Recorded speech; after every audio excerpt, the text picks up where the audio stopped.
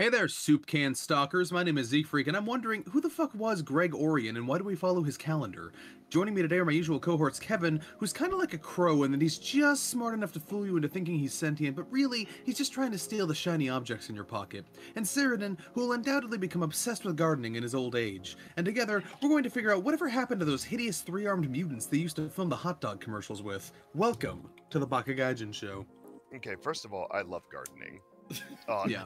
Actually, I love Yeah, he's already there. I ain't even old yet, and I love it.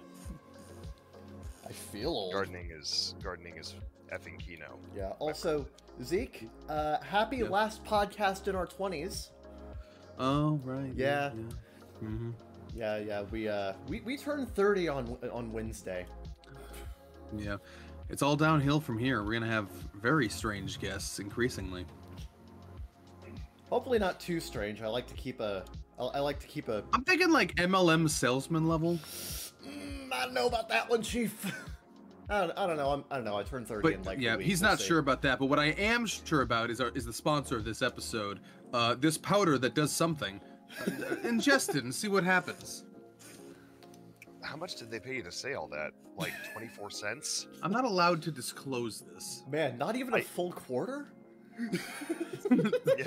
Yeah, no, not even If I one do not even one gumball from the not even 1 year old gumball from the machine, my dude. I like how gumballs are immune to inflation because of just how the design of the machines works. Yeah. I have seen 50-cent gumball machines, but they're very rare. You gotta like modify, special order those shits. You do, yeah. No, they Because the classic design was not designed to scale. It's 1/4. It does what it does. Yep. Put it in, turn the knob, boom, gumball. Sometimes two. We used to be a proper country. And sometimes it just does that weird thing where it doesn't actually give you a fucking gumball. You just lose a quarter. No, that's just the universe hating you. That's I never want my happened to me, or quarter I'm back, pretty sure- damn it! I'm pretty sure anyone else. I know you need your quarterback. You're fucking poor. We get it. Nah. Jesus. Every episode, my dude. Congratulations, he understood the joke! Kevin going up with that fucking Mr. Krabs ass trick where he drilled a hole in the quarter with a string. Yank Oh it my back God. out. Which doesn't work, by the way. I've tried it. Anyway. It used to work. The machine's adapted. And I committed 2 federal crimes at the same time. One was theft. I committed a misdemeanor, which was attempted theft. And then I also committed a federal crime by defacing U.S. currency. Well, the funny thing about that, the thing that makes that joke really work is that used to work. That used to be a very Just a common reminder thing. to my lawyers that hearsay is not admissible in court unless there's someone- evidence. So unless you find the quarter in the string, you're never getting me. So someone of Mr. Krabs' advanced age back in the day would have easily been able to do that way back when, in the Mesozoic era, I believe. Yeah. You know, before the war. I don't know. First of all, it's after the war. No, it was before the war. It was before no, the I'm just remembering the part where he goes after the war. Yeah. But he was clearly, a man then. Yeah. This implies they sent children to fight the war. Yeah. Whatever the war was. What was the War of Bikini Bottom? I want to know that. I can't believe we're 13 seasons in and they haven't expanded on the war lore. So, I mean, my theory has always been that, because, Bikini Bottom sits right next to Bikini Atoll, which is where the nuclear experiments were. So they might be talking about World War II. They might be. Yeah. They might be. Yeah. Right. I didn't. What nation was enlisting crabs to fight in that? The Germans tried all kinds of bullshit, and so did the Japanese. That's true. I've seen a Wolfenstein in my day. I've seen a Wolfenstein or 2 in my day. I wouldn't be surprised if the next Wolfenstein has fucking giant enemy crabs. I wouldn't be surprised. Please, in the next game, let there be giant enemy crabs and let there be an omniscient narrator or some fucking companion right next to me that tells me to shoot its weak points for massive Blaskovitz, damage. hit its weak points for massive damage. Yeah. Please, God, I need that in my life. Yeah. I like how everyone knows that clip, but I feel like only 10% of people who know that clip know the game it's actually from. Genji Days of the Blade, right? Yep, that's the one. Yeah. See, I know that because I'm cultured. Yeah, obviously. I grew up in that era. That's my shit.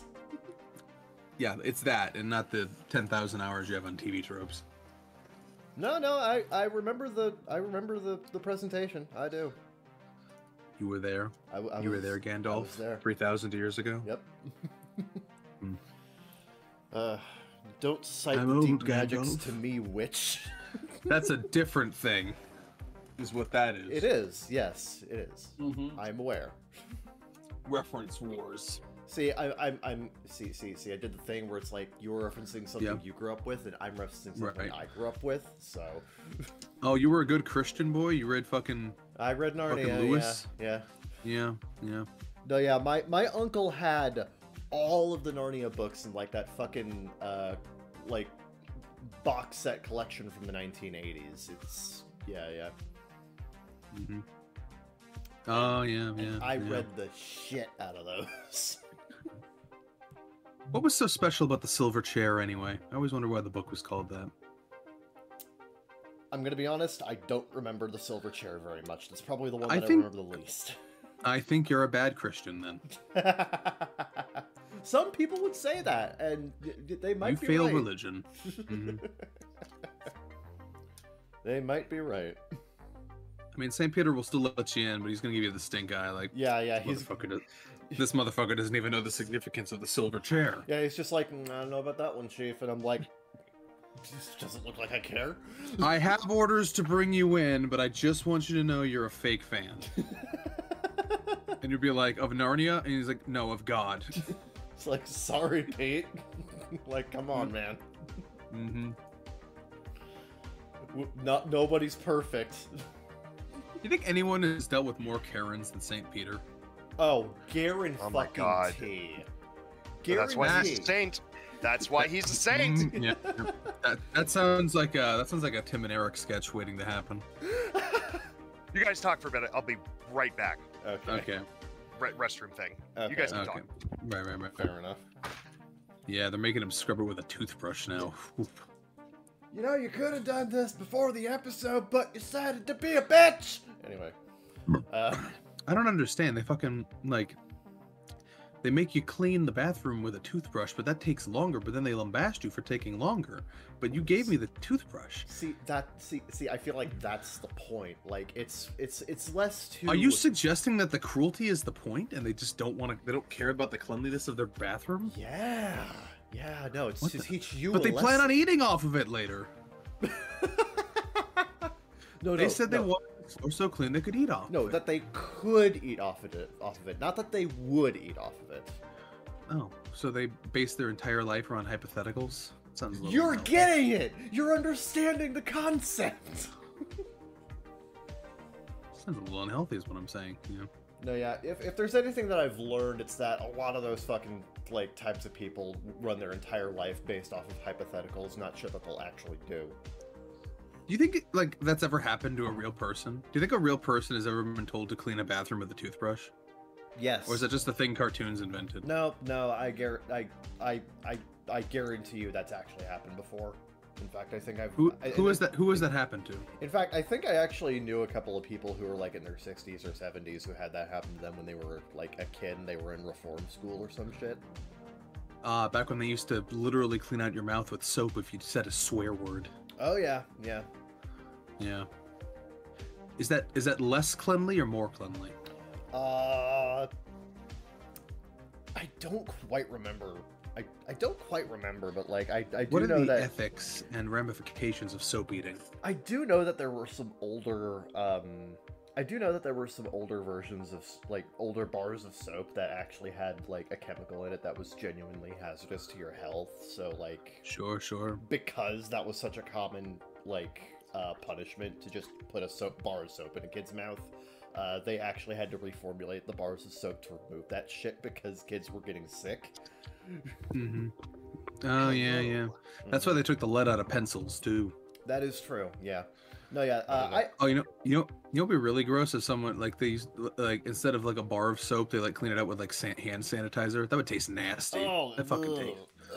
Yeah. God, ew. God. Give me the bar of soap, please. Yeah, I prefer that, actually. But then again, you're the one being punished, so I don't know if you get a say in the matter. That's also true.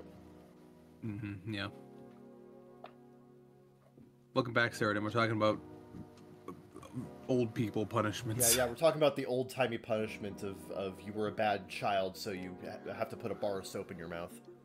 Yeah, yeah. My mother did that to me whenever I would curse when I was young. Well, damn, she's old school. Yeah, well, now you're in your 30s, so it doesn't really matter anymore. Except for the grudge festering beneath the surface. The tongue never forgets. No, I have bigger things. I have bigger things to begrudge my family about. Oh. Fair enough.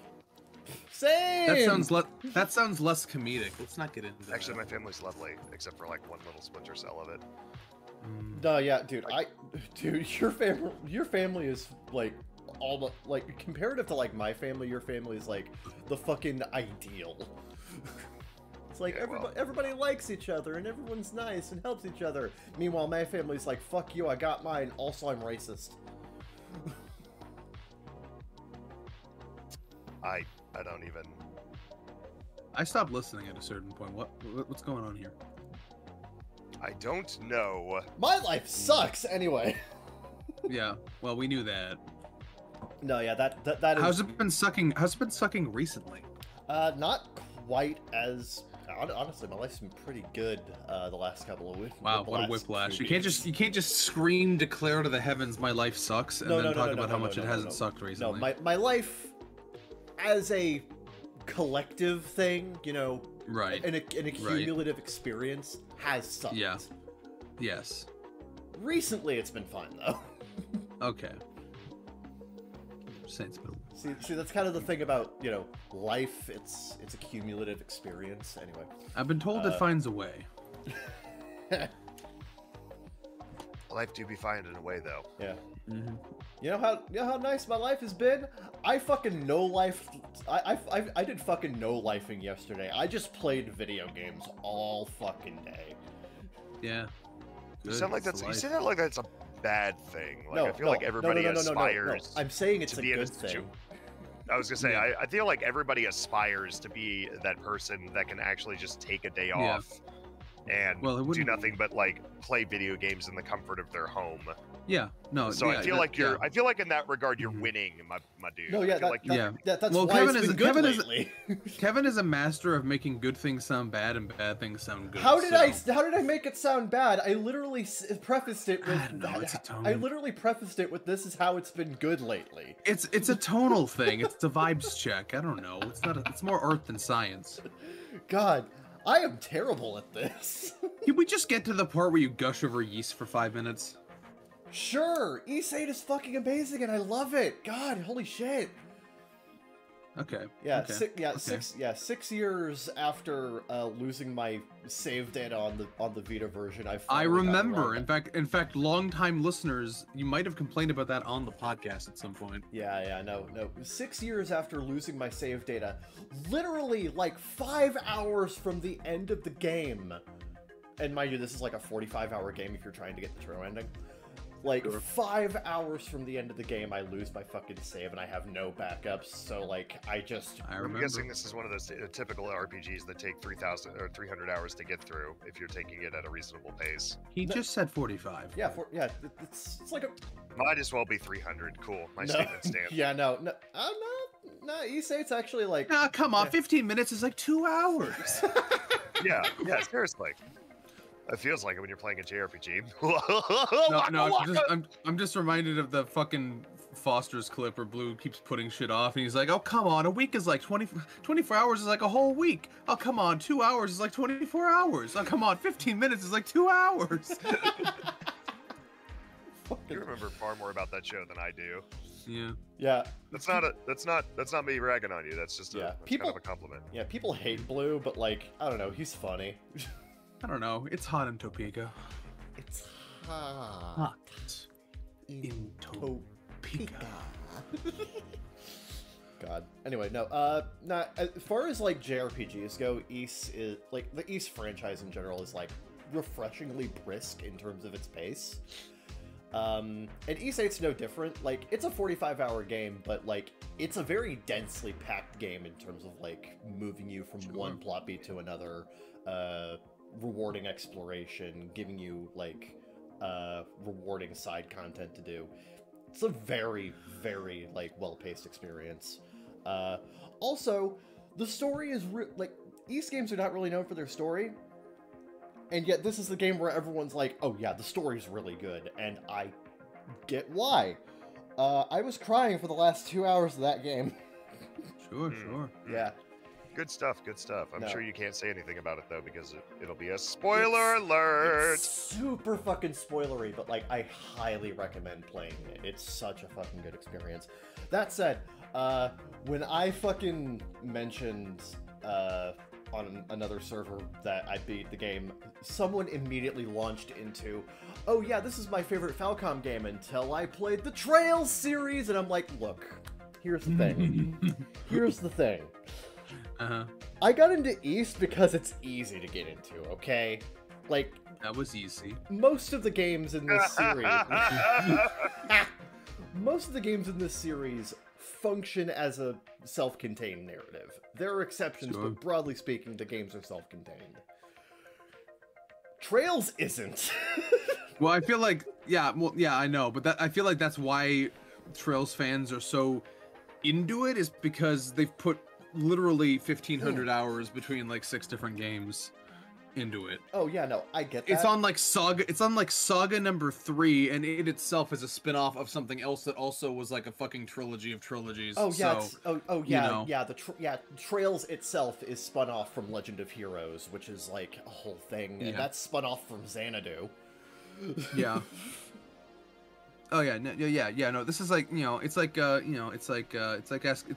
being surprised that a Warhammer fan is really into it. It's like, well, yeah, they've read like fucking 100 books about it. Right? Yeah. No. The further you get into Falcom's history, the more you realize why Falcom fans have brain rot.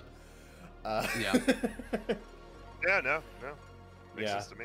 Yeah. No, I get it. But like currently, I am strictly an Ys fan. That is where it begins and ends. Kevin is ready to mingle, but he's not quite ready for commitment. You joke, but that's a really good descriptor of my current like mood regarding Falcom. Yeah. I like Falcom. I'm mingling. We're flirting. We're seeing each other, but we're not really. I'm not putting a ring on it. I dig the vibes. The vibes are nice. They passed the vibe check, but how's that 401k? He gets it. I don't get it. I don't know what that is. It's just a thing adults say. No, yeah. At some point, I'm probably going to get into Trails. Like, I'm dreading that arc. Yeah, I feel like that's probably an inevitability, considering how much I am just like head over heels for Ys. But at current, it's just Ys. Like, that's my hyperfixation. Mm-hmm. As far as hyperfixations go, it's really good, and like, this might be my new favorite JRPG series, honestly. Damn. Yeah. He said that with his whole chest out. Yeah. I'm not gonna be like, this is the best JRPG series ever made. Like, no. It appeals to me specifically. Yeah. I'm somebody who likes a nice, brisk, like, experience with, like, fun action and rewarding exploration. That's Ys. So. Sure. Yeah. Cool. Well, your 5 minutes are up. There we so go. Yeah, no, that's it's fair. time for a change of topic. I was gonna say that was great. That was TLDR. Kevin's a fucking crybaby over video games. And I'm just kidding. You don't understand. Anyway. I don't, and I don't care to. But have a nice day. He is compelled by the beauty of storytelling. Look, man. Sometimes video games good. Yeah, I can get behind that statement. Yeah. In isolation.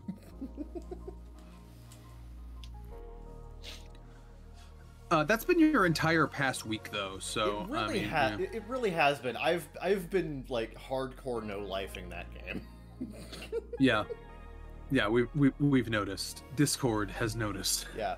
But now that I'm done with that, I can move on to other things.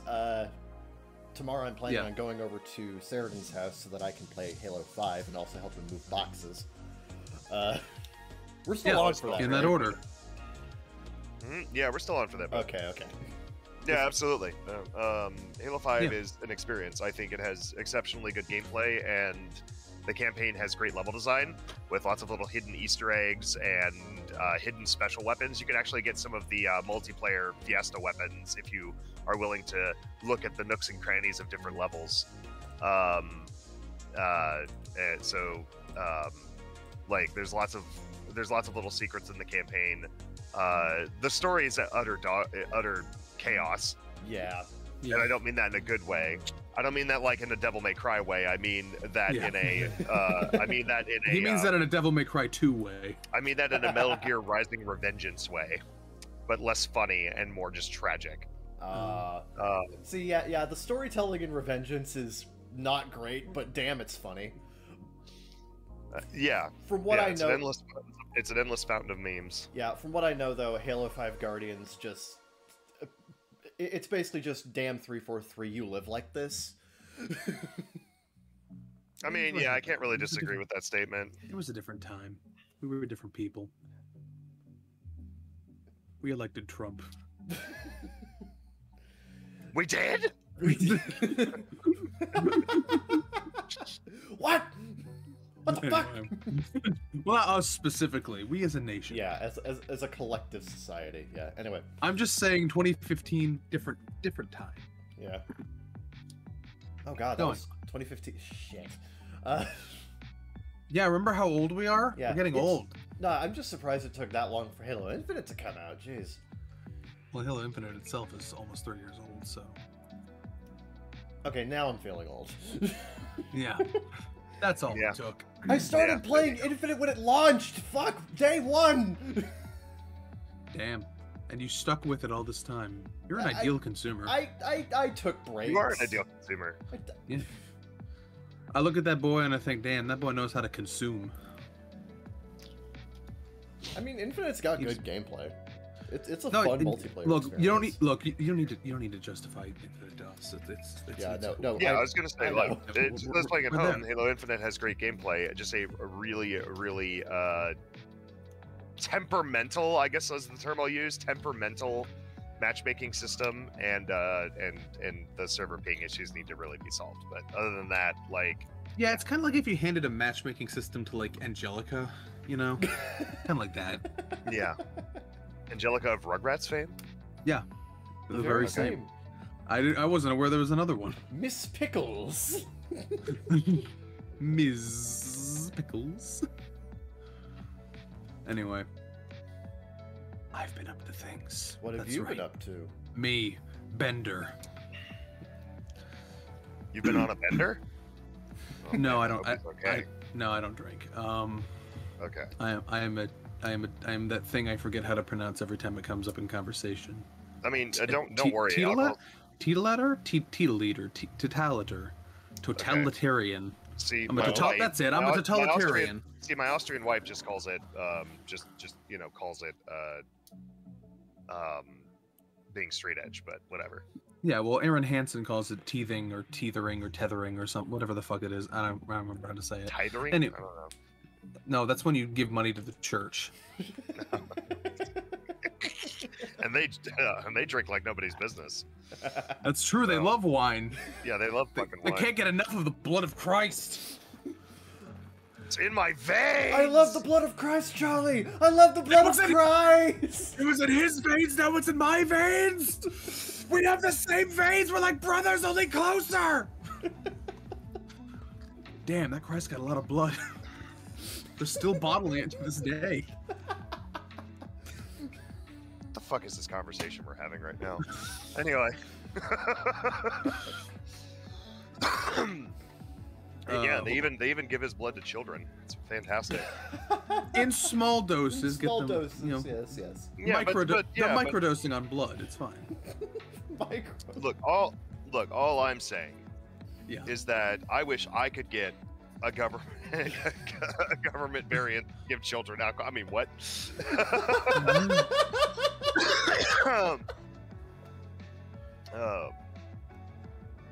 They'll look. What are we talking about?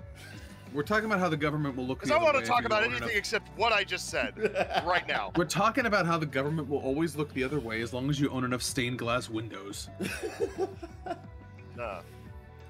Invest in stained glass. That's the advice of the week. Congratulations, you've boiled the church down to its bare essentials. Yep. It was about the stained glass all along. Anyway, just peddling more stained glass. Anyway, you said you were doing shit. I did do shit. Yeah. Not on a church though. Yeah. I feel like if you walk inside of a church, you just spontaneously combust. Kevin, you interrupted him again. It's true. Although to be fair, he's spitting straight facts. Yeah. No, as soon as I walk near a church, I get a burning sensation, like a little tingle, like a little you know, like when you put your hand slightly over a candle and it's like. See, that would imply that divine forces do exist, and you're being punished by one. I think it's more of like a. How do I put this? How do I put this delicately? Like a gas leak situation. I don't. What? Man, I need to call eco plumbers and get them to every they're putting chemicals in the country. They're putting chemicals in the blood of Christ that are turning the children homosexual. Yeah, it's called alcohol. Anyway, you drink enough, you'll suck dick too. It's all right. That's what they're counting on. We've all done it. No, actually, do you need to talk to someone? Are you okay, sir? We haven't. Welcome back to the Baka Gaijin show, where we unrepress our rape memories. Jesus Christ. That's whose blood you were drinking. Oh my god. Alright. So what were you doing, Zeke? I finished the fight finally. He finished you finished Halo. Yeah. That's right. I finally finished Halo 3, and I also ran through ODST real quick, just a little, just a little side thing, just a little, little thing going on there. No, it was, a good time was had by all in ODST. At least 3 was a little more rocky. Yeah, no, I said this. I said this like when 3 came out. I was not a fan of the campaign. It felt extremely rushed. The pacing was just kind of whatever, and the dialogue was a very noticeable step down from Halo 2's expertly written cinematic dialogue. What's up, more brutes? It was like, motherfucker, you spent the whole last game fighting Flood. You know exactly what that is. Arbiter, you dumb bitch. Yeah, no, the writing is just stupid in Halo 3 sometimes. Other times it's great, but a lot of times it's really stupid. But yeah, go ahead. No, I was gonna say, just from a gameplay perspective, it was kind of bumpy. I didn't like the levels as much. A lot of them were just generic war set pieces, and that's frustrating. The two things that really fucked me up is that I feel like most deaths in that game were not my fault, because I was either being blocked or tripped up by random physics objects. Boy thinks he's Half-Life 2. Or I'm getting killed by shit I didn't even see. Like some wraith fucking 5 miles away. Yeah, or my favorite, which is the random suicide grunts. Yeah. Oh my god, so many fucking suicide grunts in Halo 3, dude.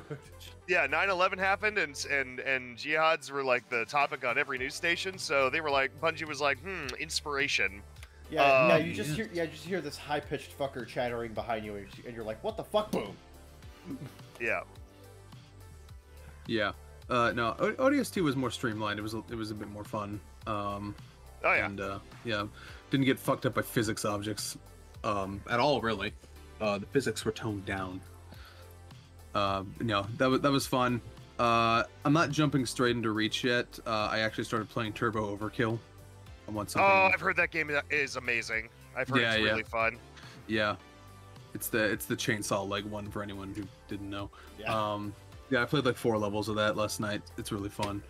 And the other thing that came out recently is I've been playing Prince of Persia: The Lost Crown, which is fucking amazing, actually. I can't believe it's January and we already have a Metroidvania of the Year contender. Potentially Game of the Year contender. It's really fucking smooth and concise. I almost can't believe Ubisoft gave this budget to this project. Yeah, but here it is. When I was watching the Digital Foundry review, one of the things that really stuck out to me was just like how like balanced it is between like platforming, exploration, and also just how surprisingly deep and layered the combat is. Yeah, like they looks really fun to play. It feels good. It feels good and fluid. And the thing that really strikes me about Lost Crown is that it's so okay. It has some bugs. It's a little buggy, but it feels in terms of like its overall scope and vision, it feels polished, and like they knew exactly what they wanted to do, and nothing stopped them. Like there were no problems. Like they just had a vision and they committed to it. Although interestingly, they said that it wasn't always supposed to be a Metroidvania. Originally, they were just tasked with trying to make Prince of Persia's gameplay work in 2D, and then Metroidvania just kind of came out of that somehow. Given the timing, I'm assuming half the dev team played Metroid Dread, and they're like, "Wait, we could do this. We could do this." Yeah, I've noticed a lot of elements of its gameplay and design are like mostly taken from Metroid Dread and Hollow Knight. Yeah, which I mean, you know, respect the grades. If you're going to take inspiration from any Metroidvanias of the last few years, take it from those two. Yeah, but no, this somehow feels like a perfect evolution of Prince of Persia, and it's an amazing comeback, and it's quite a comeback because this is the first actual Prince of Persia game in 14 years. That's true, because like Forgotten Sands. Yeah, it's been forever since a Prince of Persia. Because was it Sands of Time that was the last one? No, that was no, it was Forgotten Sand. So the Sands of Time was in 2002. That was the first of the Sands of Time trilogy, Sands of Time Warrior Within, and then the Two Thrones, and then the last one is Forgotten Sands. This was after the 2008 reboot, which didn't really go anywhere. It only has the 2008 reboot and then the DS game, which is like that's set in the 2008 continuity, and it is like a tower defense spinoff. And then in That's 2010, a really bizarre decision. Yeah. Then in 2010, they released Prince of Persia: The Forgotten Sands. This tied into the Prince of Persia movie with Jake Gyllenhaal, but it actually is not in the movie continuity. It is in the Sands of Time trilogy continuity, and it's a bunch of side stories that tie up loose ends about that trilogy. But the interesting thing about Forgotten Sands is that Forgotten Sands is actually 4 different games, all called Forgotten Sands, because there's it's literally 4 different games with different mechanical systems and campaigns and storylines.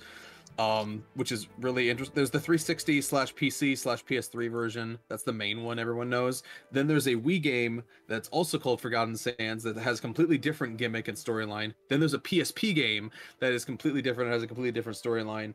And then I forget what the 4th one is. I think the 4th one is it DS? Is that a DS one? Yeah, DS, Yeah, and then the DS game is also completely different. So, in fairness, 14 years ago when we last got a Prince of Persia game, we got 4 Prince of Persia games in one.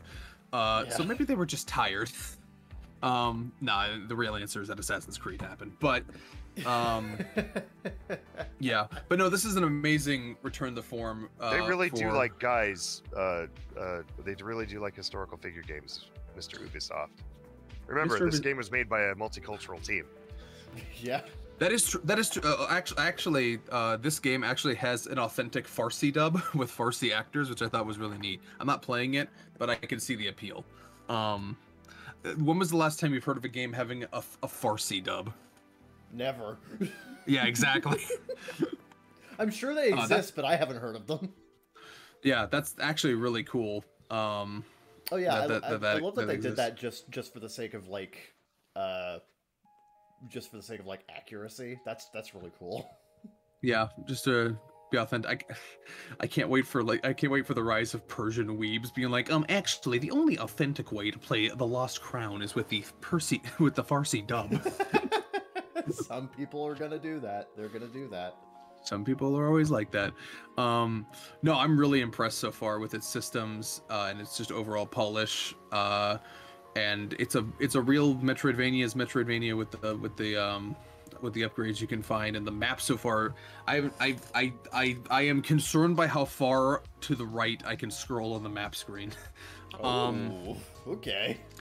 Yeah, like already it seems huge, and I know that I haven't even started yet. So yeah, I'm really digging Lost Crown. Oh, my only complaint is that I ran into a pretty nasty bug. I'm not sure if this was caused by my Warrior Within pre-order bonus costume, but there's this one cutscene during this boss fight that's a scripted loss. You're supposed to lose. Yeah. And by the way, this is also the most anime-ass game. This is also the most anime-ass Prince of Persia has ever been. Like the fucking like in-engine cutscenes have some serious like fucking Sakuga energy. It reminds me of like Rise of TMNT, you know? Oh, nice. Or something. Just like fucking wild ass action with like super dynamic posing and shit. Yeah, this is like some. Yeah, this is the. Like other Prince of Persia games had like superpowers and bullshit, but this is the first one that actually feels like Seven Deadly Sins or some bullshit. It feels like some shonen shit. That's cool. Which is great, which is fantastic. But anyway, there's after the scripted boss loss, you're supposed to be treated to like a 3-minute cutscene of the guy whipping your ass.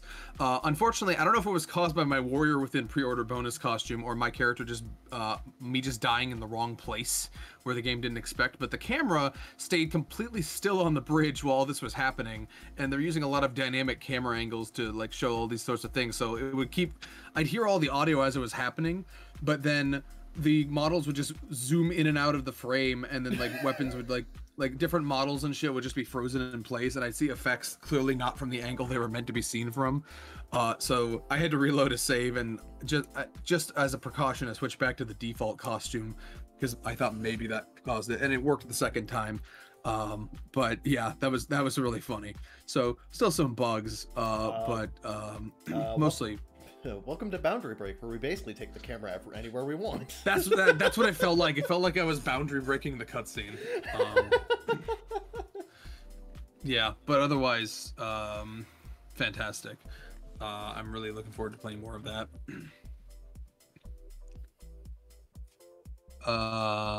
Yeah, just to give an update, because I think I said last time that I would tell the people at home what I'm doing anime-wise. I've actually decided I'm not picking up that much anime this season. I'm being very conservative about it, actually. I'm still watching Frieren and Ragna Crimson, although admittedly I'm like 4 weeks behind on Ragna Crimson. It's because it's on High Dive. It's a fucking High Dive exclusive, so I gotta sit in front of my computer like a dumbass.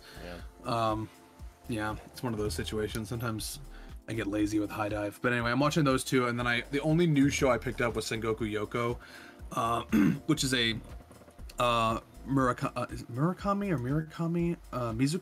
Mizukami, I think. Right? Mizukami, I think, yeah. Yeah, it's a Mizukami work. He's the guy who did Planet With. I mean, he's most known for Lucifer and Biscuit Hammer, which had that adaptation recently. No. The one that looks like it was put together with paper clips and string. Yeah, I want to point out the Lucifer and Biscuit Hammer adaptation is so fucking infamous that I have a group of friends who literally call any anime adaptation of a manga that they like that is like just kind of doing the bare minimum, they call it being Lucifer and Biscuit Hammered. Yeah. Thankfully, Sengoku Yoko does not have this issue. It actually is very well animated and looks very nice. And apparently it's been in production since like 2020 and it's only airing now. Holy shit. Wow. And they also pre-confirmed that it's 3 cores and it'll be a complete adaptation of the manga. So that's always nice to hear in advance. I really like when people tell me that in advance. Yeah. Yeah, I'm really enjoying that. That one's fun. You might like it. People might like it. Yeah. I feel like it's gonna fly under a lot of people's radar. So. Yeah, I'm playing. Yeah, I'm gonna check out. Yeah, I'm gonna check out Sengoku Yoko later today. And I'm also gonna check out Metallic Rouge and Bang Braver. And apart from that, and the next season of Precure, that's pretty much all that I'm picking up this season. I'm also gonna. Yeah, it's not that I didn't have stuff I was interested in. It's just that I've decided I want to play more video games. I need to make time. That's my mood too. I'm just kind of in a gaming mood lately, so. Yeah. Well, I got a shitload of shit for the holidays, so I gotta get through that. Oh yeah, dude. I bought I ended up getting gifted so much fucking shit during the Steam sale that like I barely had to buy anything after that. The only games that I actually bought for myself were fucking Ys and Hollow Knight. Hell yeah. I skipped over the Steam sale entirely because I'm currently playing 2 games that well, I mean, I finished Armored Core obviously forever ago, but I'm now very much into Starfield. So that game's going to occupy my time for essentially the next 6,000 hours. So hey, that's great. Yeah. So happy for you, or sorry that happened. No, honestly, it's a good thing. I was worried that I wasn't. I'm just referencing the fucking meme. It's fine. Yeah. But no, honestly, I think it's a good thing. I've enjoyed my time with Starfield so far. It is, like I said, the best Elite Dangerous has ever been. But because of that, I look at all the sweet games that are on sale, and I'm just like, when am I actually ever going to play this? Right, because you're going to be like, this is cutting into my Starfield hours. This is, it's his curse for working full time.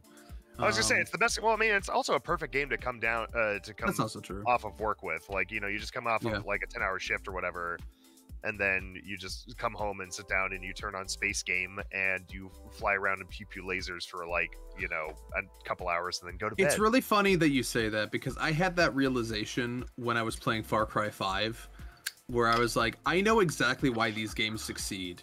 And it's because they are perfect for the guy who comes home after work and just wants to do a mission or two or clear out an outpost or two and then go to bed. Yeah. Like, they are actually perfect for that audience, so I understand. Yeah. I had that moment of realization where it's like, I get it. I understand what who the audience for these games are. Yeah. So for the people looking for high octane experiences, Starfield might be a pretty big letdown, and I think that's why it got panned as a boring game. Yeah. But for like the dad gamers of the world, the guys who are playing like fucking Morrowind, or as I like to call them, RPS5 subsubscribers. I'm actually not a subscriber, but my games of late have been like MechWarrior 5, Elite Dangerous, Starfield, Morrowind, and Roller Coaster Tycoon. Okay. Give me all the monotonous tasks. I love them.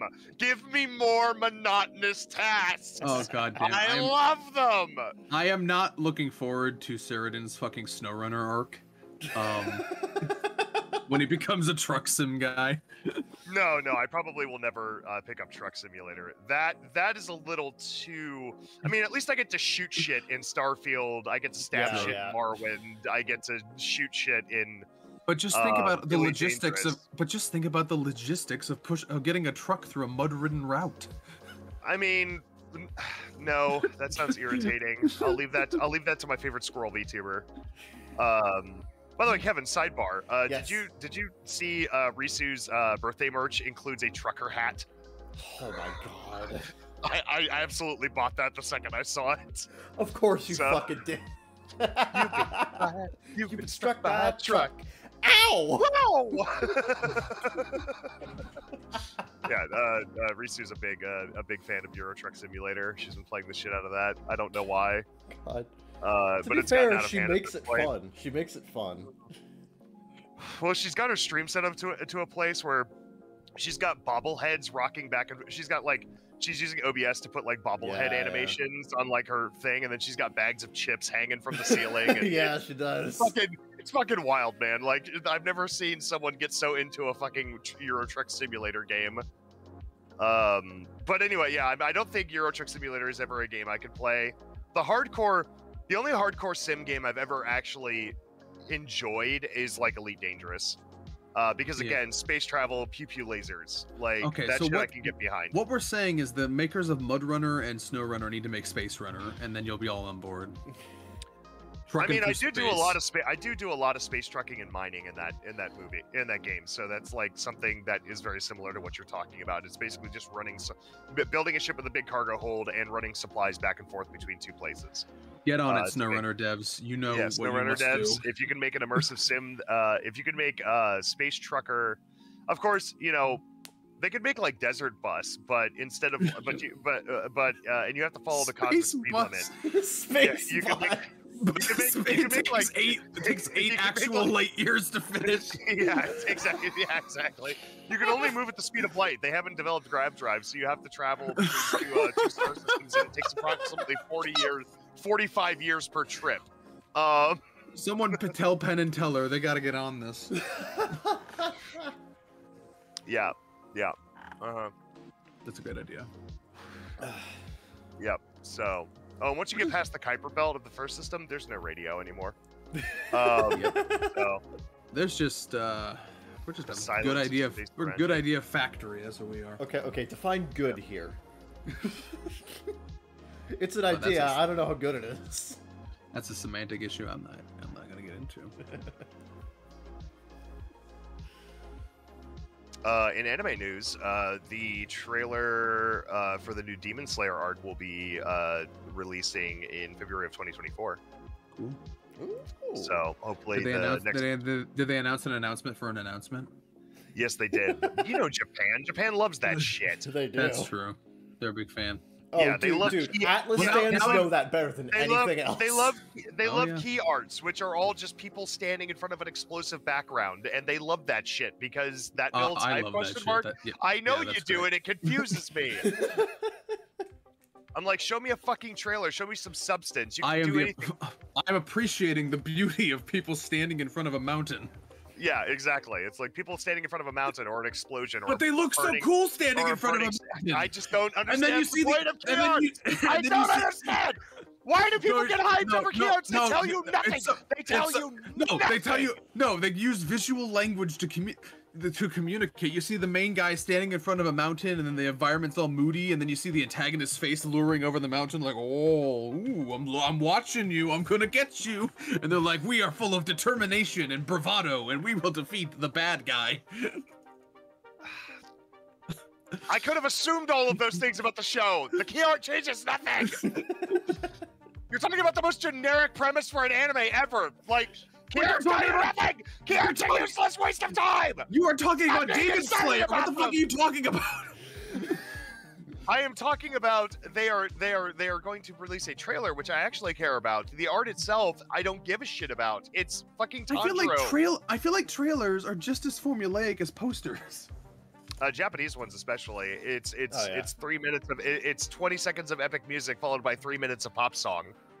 That doesn't fit the mood of anything going on in the show. No. It's 5 seconds of animation and then a black screen and some text, and then the main character narrates, and then they show 5 seconds of animation again, and then they cut to black, and they show more text, and the main character's still going on. It's like that. Yeah, but and then the main theme swells up at the end, and then you see some they put in and then they put in a tonally dissonant main theme that just ruins the atmosphere of the rest of the trailer. I don't feel like Demon Slayer has tonally dissonant main themes personally. I feel like it's pretty on brand, actually. Yeah, but I'm talking about every other anime out there. Your hatred of J-pop has long been documented. Yeah, I know. Yeah. It's not a hatred, it's just I don't get this. Old man yells at cloud. Got it. Oh no, soon we're gonna be old men yelling at clouds. Oh no. Damn. Oh no. Anyway, yeah, anyway, anyone want to go to News of the Weird? Yeah, sure. Let's talk about weird fucking news. Anyway, it's time for News of the Weird. This is where we gather around and discuss weird news stories while I wait for Reddit to load. But no, we need the Reddit for the news stories. That's where they are. Yeah. That one's long and boring. I'm not reading that one. Okay, you can now face jail time in Las Vegas if you stop walking in certain areas. Keep walking or it's to the jail with you. The Las Vegas Strip attracts millions of visitors every year thanks to the glitz and glam of Sin City and its bright lights that make a city that truly never sleeps. Or can sleep. If you find yourself on the Strip, be sure to take it all in, but just don't stop to take a picture. A new county ordinance took effect January 16th that bans stopping, standing, or engaging in an activity that causes another person to stop on certain parts of the Strip. Tourists often stop on the pedestrian bridges to take photos of all the casino lights or watch street performers, but this practice could soon land you behind bars. People who violate the new law could be charged with a misdemeanor and face up to 6 months in jail or a $1,000 fine for their actions. Yeah, if you're to be fair, if you're the kind of person that regularly visits Vegas, I feel like you can eat a $1,000 fine without a problem. True, yeah. Either that. The new ordinance ain't. Yeah, not if you're bad at gambling. The new ordinance aims to crack down on people who stop in these newly designated pedestrian flow zones, which includes the bridges and up to 20 feet surrounding the stairs or escalators connecting them to the ground. Critics of the law, like the Nevada ACLU Executive Director Athar Hasibullah, believe that it makes criminals out of ordinary Nevadans. I always like that word. Stopping for a mere moment on the pedestrian bridges they fund as taxpayers. Clark County, for its part, in a statement to the Las Vegas Review-Journal, said the law is not meant to stop people from moving entirely. This is not interpreted to mean that tourists and locals cannot take photos along the boulevard while on the pedestrian bridge. Rather, it is intended to maintain the safe and continuous movement of pedestrians on the bridges to ensure pedestrian safety on the bridges, the county said. So next time you're in Vegas, just snap all your photos from the street and take a mental picture of the views from the pedestrian bridges. Okay, so I know how to solve this issue.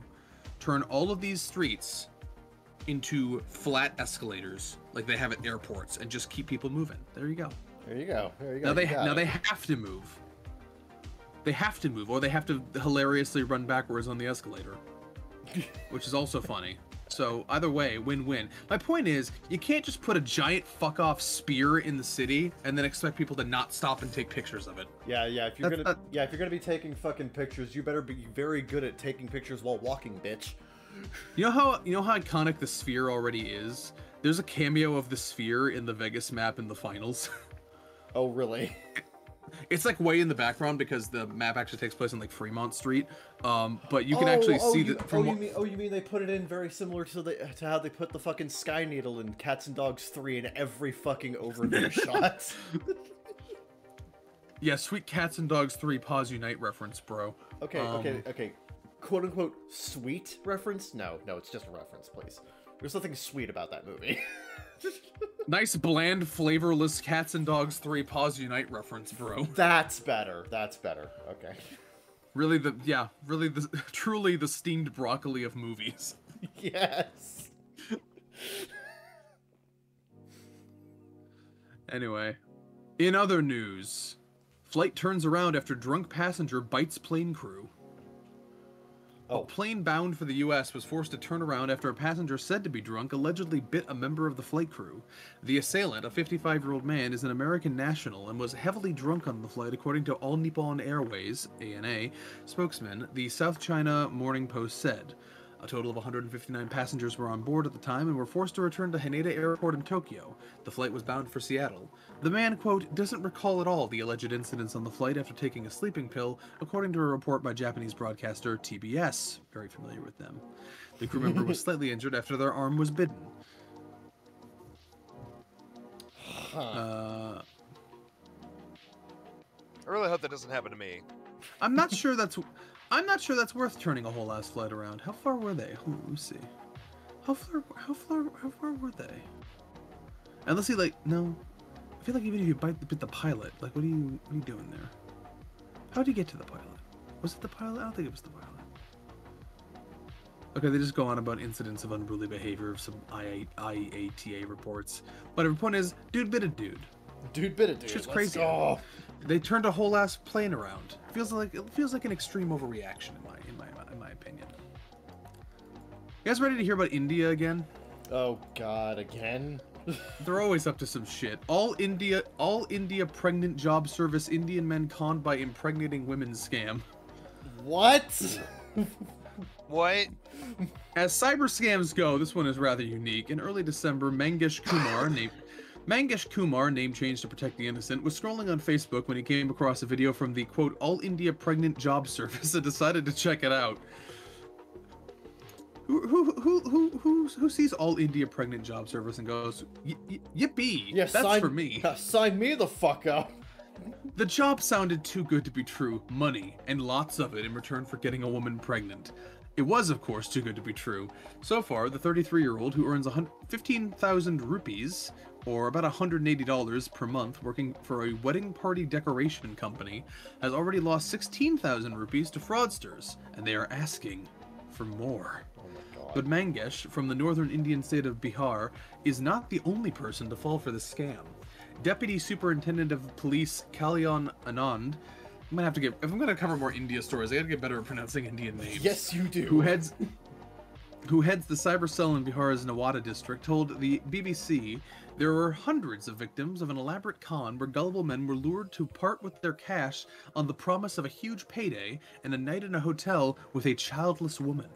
So far, his team have arrested 8 men, seized 9 mobile phones and a printer, and are still searching for 18 others, but finding the victims is proving more tricky.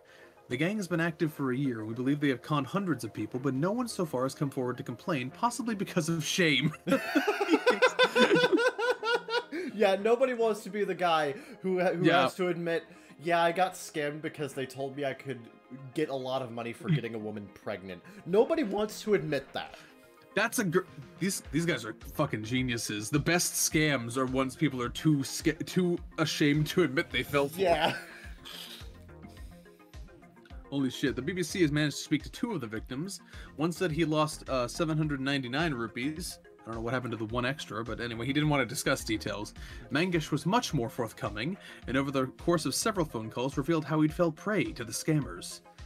10 minutes after I clicked the video, my phone rang. The man asked me to pay 799 rupees if I wanted to register for the job. What's with these amounts? He told me.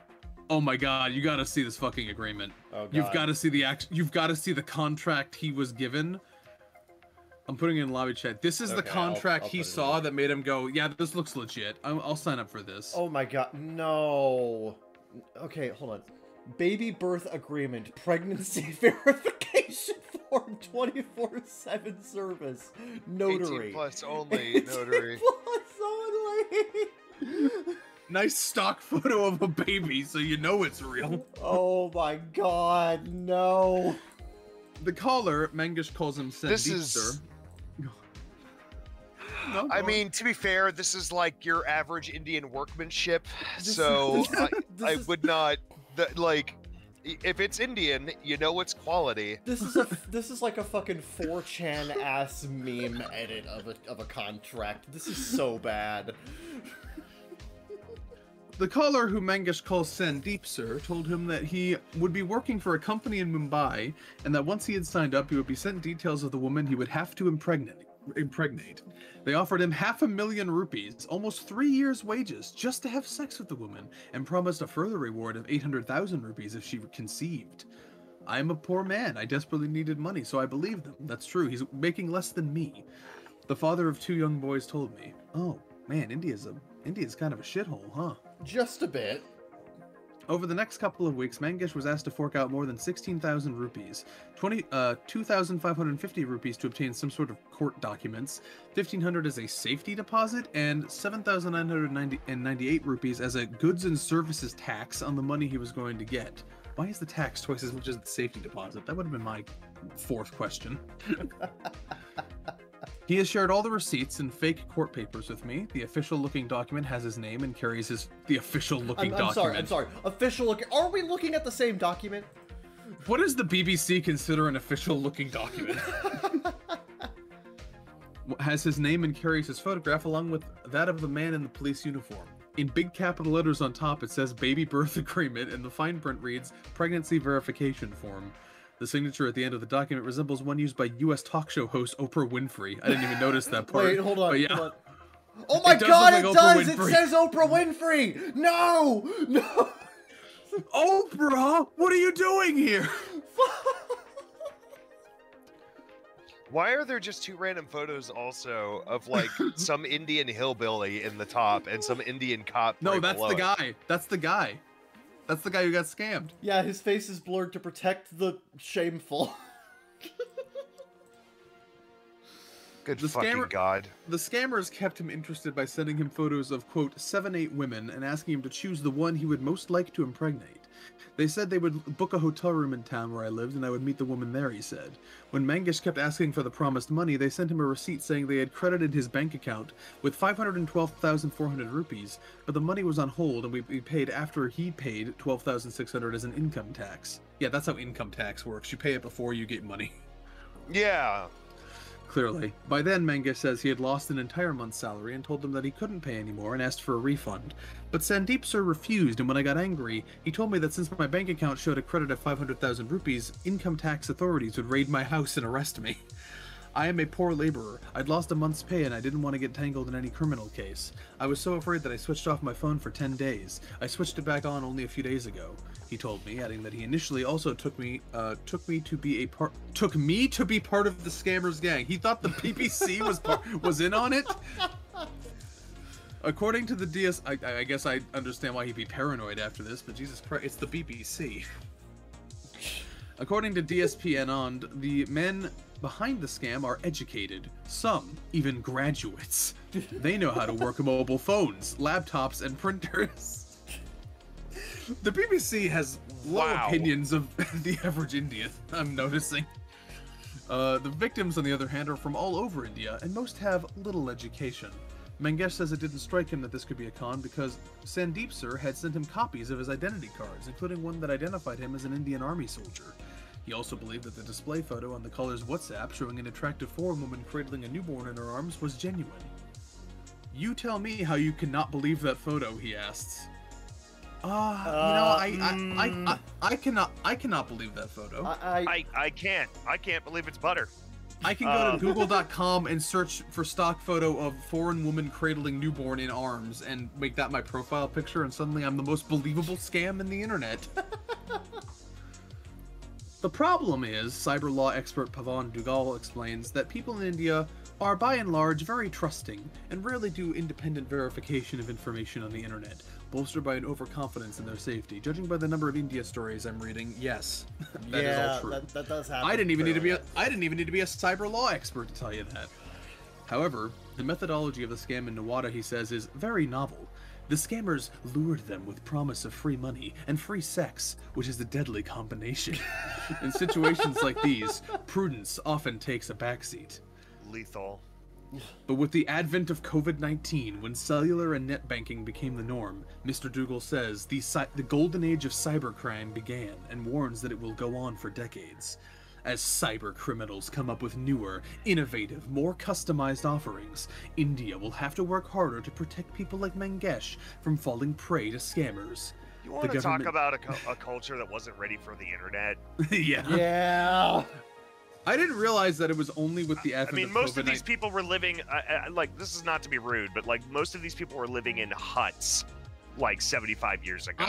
I did not realize that it took the pandemic to make online banking a thing in India. I did not know that. Yeah, no, that's wild to think about. Anyway, quote, the government needs to do a lot more to create awareness through radio and television broadcasts since people trust the government more. But the government alone cannot reach each of India's 1.4 billion people. There's more, but I don't give a shit. Yeah, that's a fun story, though. Yeah, I don't think we're... Yeah, regardless of whatever the hell else is in that story, I don't think we're topping this fucking, like, pregnancy verification form. That, yeah, you better honestly, put that in the episode. Honestly, I want to do a fucking edit of this that just adds a bunch of, like, fucking video game, cover shit, like... And Knuckles, Nintendo Seal of Quality, featuring Dante from the Devil May Cry series. How could you not believe that photo? Yeah. In other news, Amazon is selling products with AI-generated names like, quote, I cannot fulfill this request because it goes against OpenAI use policy. Oh, God. Our product can be used for a variety of tasks, such as Task 1, Task 2, and Task 3, making it a versatile addition to your household. Oh, God.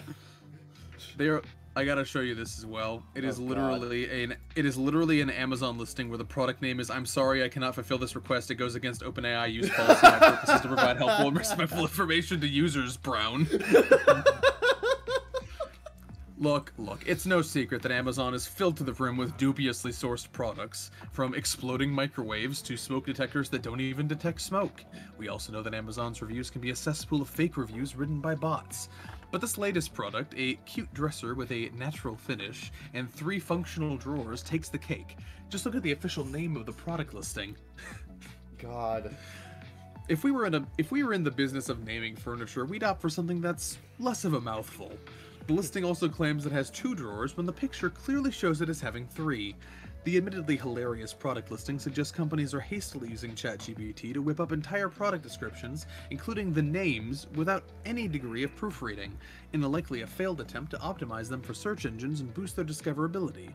This raises the question, is anyone at Amazon actually reviewing products that appear on their site? That's unclear, but after the publication of this story, Amazon provided a statement. Yes, Amazon, please tell us how exactly this fucking happened. So we work hard to provide a trustworthy shopping experience for customers, including requiring third-party sellers to provide accurate, informative product listings. We have removed the listings in question and are further enhancing our systems. So the most Amazon response. Yeah, this doesn't tell us shit.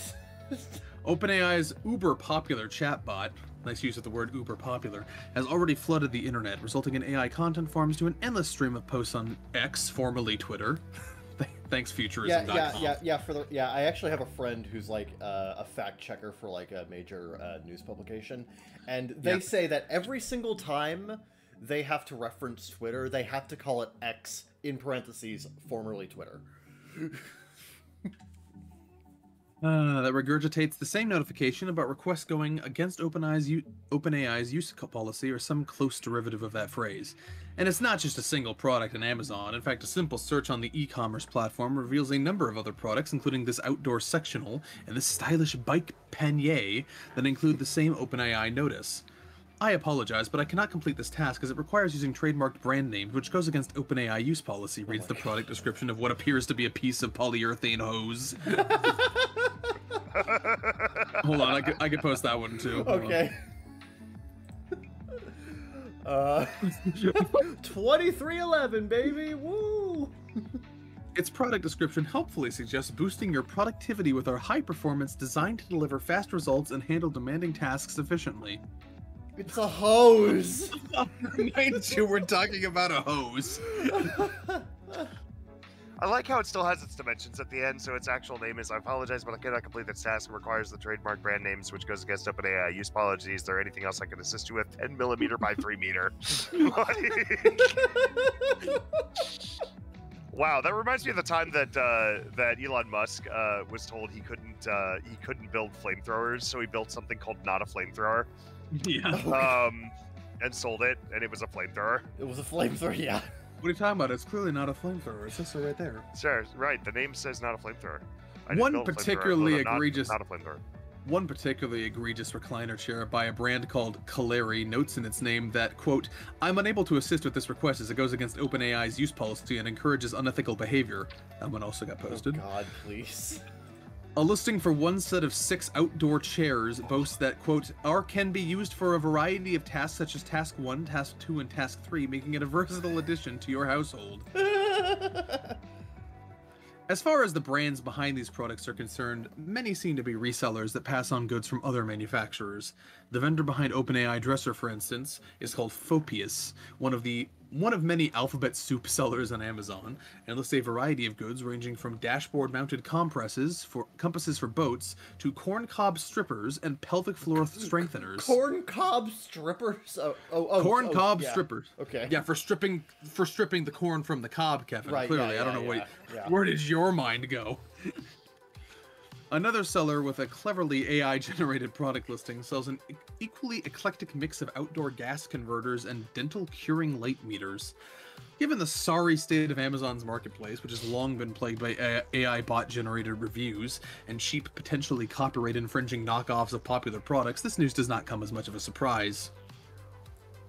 Worse yet, in 2019, the Wall Street Journal found that the platform was riddled with thousands of items that have, quote, been declared unsafe by federal agencies, are deceptively labeled, and/or banned by federal regulators. Fortunately, in the case of lazily mislabeled products that make use of ChatGPT, the stakes are substantially lower than products that could potentially suffocate infants or motorcycle helmets that come off during crashes, as the WSJ discovered at the time. Nonetheless, the listings paint a worrying future of e-commerce. Vendors are demonstrably putting the bare minimum of any care into their listings and are using AI chatbots to automate the process of writing product names and descriptions. And Amazon, which has given these faceless companies a platform, is complicit in this ruse while actively trying to monetize AI itself. Yeah, I love how they were asked, it's like, what do you? I mean, I think monetizing AI is just going to make the people who try it at this stage in the game very foolish. I think having a serious conversation about AI in the same space as this is not prescient. Probably. Well, yeah. I just don't think it's baked enough yet it's for you to just like use it exclusively. I think it's a great assistance tool, but like this is the poster child for why you don't just let AI do it and then just publish whatever it comes up with. In fairness, though, I think Mandesh would fall for these. How can you not believe that description?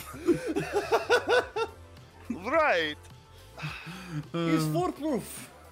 It looks so official. Oh God, I can't believe I got scammed. Look at the description. It was so good. Oh shit. I really needed that hose. It could accomplish task 1, task 2, and task 3. And task 3. I love task 3. Task 3 is my favorite task. It's my favorite task. Anyway, in other news, Chinese chess player sues to reclaim the title he lost for defecating in the hotel bathtub.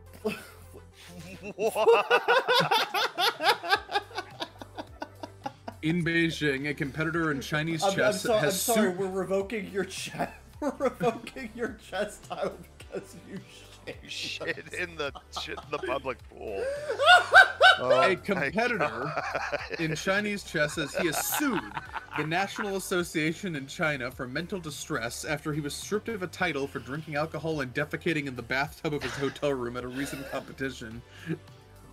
Yan Chenglong does not deny what happened, but wrote in a civil complaint this week that he drank a moderate amount of beer to celebrate his win with other players, and that some food had caused his stomach problems and he couldn't make it to the toilet in time. The complaint came 1 week after a social media post by the Chinese Jiangqi Association that described the drinking and defecation.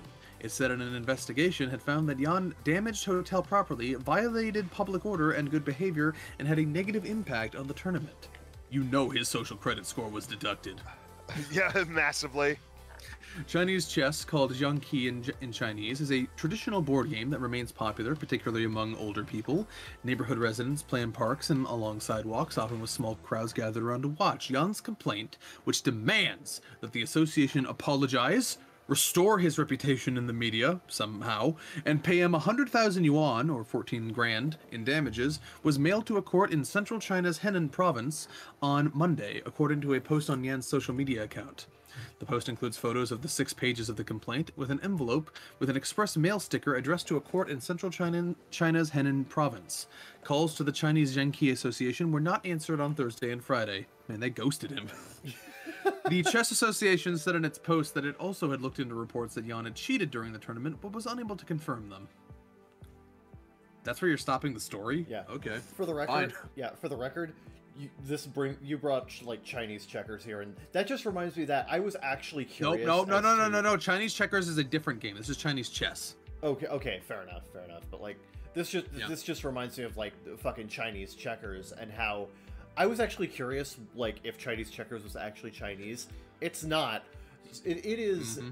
It is. Yeah. Oh yeah. We discovered that a few weeks ago. I remember that. Yeah. It is a German board game that is itself based off of a previous American board game called Halma.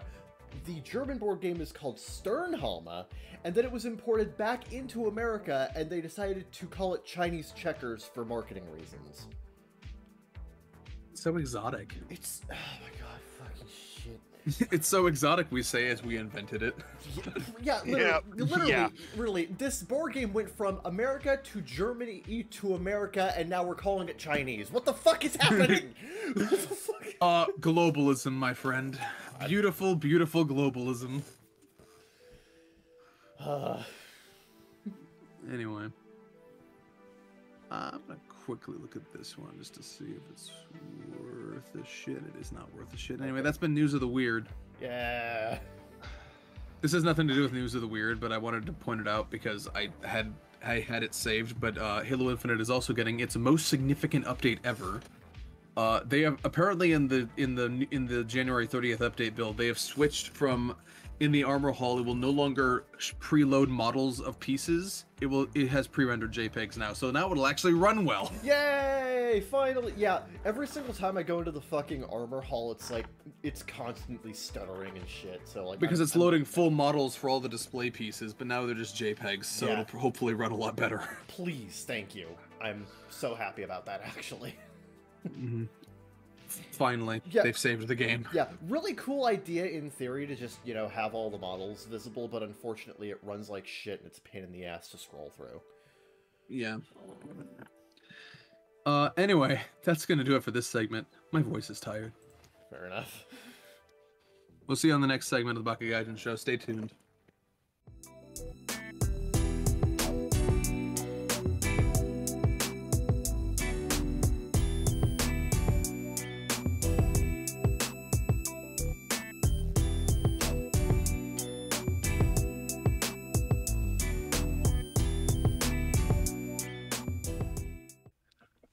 Hey, welcome back to the Baka Gaijin Show. We've missed you. It's been so long. It's been literally a minute. Possibly even less. Unless they, you know, paused and then forgot we were here. And Look, I didn't miss you. Don't let this guy lie to you. Oh, well, I mean, Well, I did. you said that like you were concerned, but your actual words showed a lack of concern. So there's a bit of a juxtaposition going on there. Don't psychoanalyze me. Fine. As you wish. I just don't want you to hurt yourself. Fair enough. It's time for the Reddit dive. You know how it is. Yeah. You know how it goes. You know which way the wind blows. I'm gonna find one that I want to start with, and we'll see how it fucking goes from there. I'll start with a medium Tifu. How about that? Does anyone got a problem with that? Anyone got to fucking raise an objection? Not theoretically, no. In concept, Okay. no. Okay, thanks. You're open to the idea of it. Exactly, yeah. It's all about that execution, though. Medium Tifu. Today I fucked up by attempting to psyop my boss into giving me his couch. This is currently an ongoing problem that I've created for myself, and I'm just not sure what to do. For context, it all started when I had to get a new apartment after getting out of a long-term relationship a couple weeks ago now. Now, I was happy leaving, but me leaving meant the only things I'd be able to keep in my new place are a TV and a lawn chair until I could slowly start buying furniture again. Oh, he's literally the meme. It's lived like this. This is where the fuck up starts. My boss mentioned to me that he was looking for a new couch in the next week or so. When I told him about my situation, he said I could have his old couch if he gets a new one. Now, the problem is that he wasn't convinced he should get a new couch and spend the money, and was considering just keeping his old one. His old couch, for context, is this very exquisite leather sectional, so it's not like he really needs a new one besides to fulfill his own desires. We're talking about a couch, by the way. Yeah. This is when I decided to come up with a plan to make sure I can have his old couch, and the means I chose is to run a subliminal suggestive campaign on him at work. I proceeded to go... This is for a couch. Hey, a free couch. Free couch, true. I proceeded to go to all the managers and workers at our facility and start talking to them about getting a new couch. A few of them who were also looking for new couches because of tax season. Now, what I did is convince a few people who wanted new couches to talk to them about getting a new couch and the benefits of having a new couch. What turned into a couple people has now turned into dozens of people talking about him buying new couches and how are they ever going to get new ones. The long story short of the past week is that he has decided to buy a new couch and gave me his old one. Now how was it a fuck up if I was successful in my plan? Because it just won't stop. My plan has been so effective that it seems like half our company is now buying new couches, and the result of this is that I have become the guy who needs a couch around the place. So what are these people doing? They keep bringing me couches to my apartment because everyone has gotten a new couch. It won't stop. I get at least one text message a day. Someone is trying to give me their couch. It's not like I could say no, but I feel bad denying generosity, especially when I'm in a time of need, and it's very appreciated, but I can't do it. People are just getting my address from my boss. This post is putting me in a time of need. Anyway. People just keep getting my address from my boss. We happen to be neighbors as well, and I keep showing up to my place with new couches in my driveway. I have 7 couches now, and people are still trying to give me more couches. Who the fuck cares?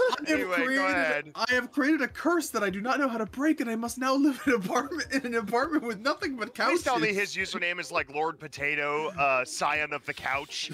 No, it's user Tad McChad. Good name. It's a good name. Tad McChad suffering from success. Yeah, suffering from success. Yeah. This is the world's fucking tamest Twilight Zone episode.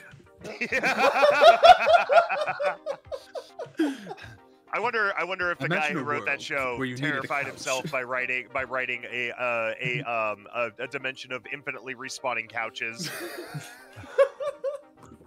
Imagine a world where a man desperately needs a couch. A man desperately needs a place to sit, and a couch is no stranger to a firm buttocks. But what if the couches were sentient? What if the couches needed us?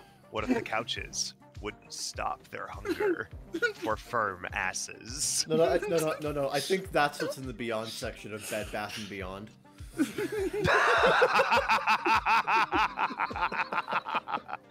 Infinitely respawning. They have an SCP style basement with containment cells for infinitely respawning couches. Like, Jesus fucking Christ. Oh, Kevin, here's one for you. Alrighty then. From the Tifu community on Reddit. I love that that's what it prefaces with now. Anyway, today I fucked up. Medium Tifu. Today I fucked up for trying to escape a New Year's Eve party at Countdown. Bad timing, buddy. I want to point out this guy's username is 2 kilograms of slaw. I want my slaw. That's a great name. I'll scramble the info because I don't know who's gonna see it. I'm socially awkward and have some mental illness that I need to sort through. It has not been a good year at all for me, so that kind of sharpened the underlying mental problems. None of these are valid excuses for what I did, and I still feel bad. I was invited to an acquaintance's New Year's Eve party. In the past, I've avoided these because I'm awkward around new people, but I've been trying to crack that shell, so I've decided to suck it up and go. Things started going well, and I had some fun, but everybody broke off into their cliques, and I was pretty much alone and isolated, just feeling that I wasn't wanted there and only invited as a courtesy invite kind of triggered an anxiety attack, and I thought it would be best to leave. Buses were running late, wasn't too cold, and the bus stop was like a 5-minute walk away, and it was only 3 stops away. So I thanked the host for inviting me and prepared to leave. The whole party seemed to gang up on me saying, "Stay for the countdown!" Just having people pressuring me kind of made things feel worse, so I said, "You guys are fun, don't worry, I didn't drink too much and the buses are still running." But one of the people insisted on driving me home. I kept saying, No, you stay, I'm fine. Bless her, she just wanted me to be safe, so I gave in. Into the car at 11:51. I did a quick check and my place and back was about 15 minutes. I insisted she stay and not miss midnight. She said it was fine, so I got home and just went to sleep. Then I heard about what had happened. The girl who drove me home got there 6 minutes past midnight. Her boyfriend was planning to propose at midnight. Oh, no! You've made an enemy tonight, my friend. But since she was driving me back, she missed it. The boyfriend had a full-on meltdown screaming at her for prioritizing a stranger's safety and not letting me walk home like I insisted. Oh, maybe she dodged a bullet then, I don't know. She might have dodged a fucking bullet there, honest to God. Yeah, that's pretty oof, ow, buddy.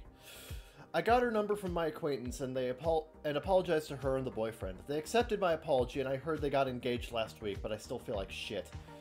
TLDR, today I fucked up by trying to leave a New Year's Eve party at 11:50 p.m. with people who are effectively strangers. They forgot to edit the TLDR. No, that's fine. What I'm saying is, wait a minute. So he had that full-on meltdown, and then she said yes. Yeah, lady, ma'am.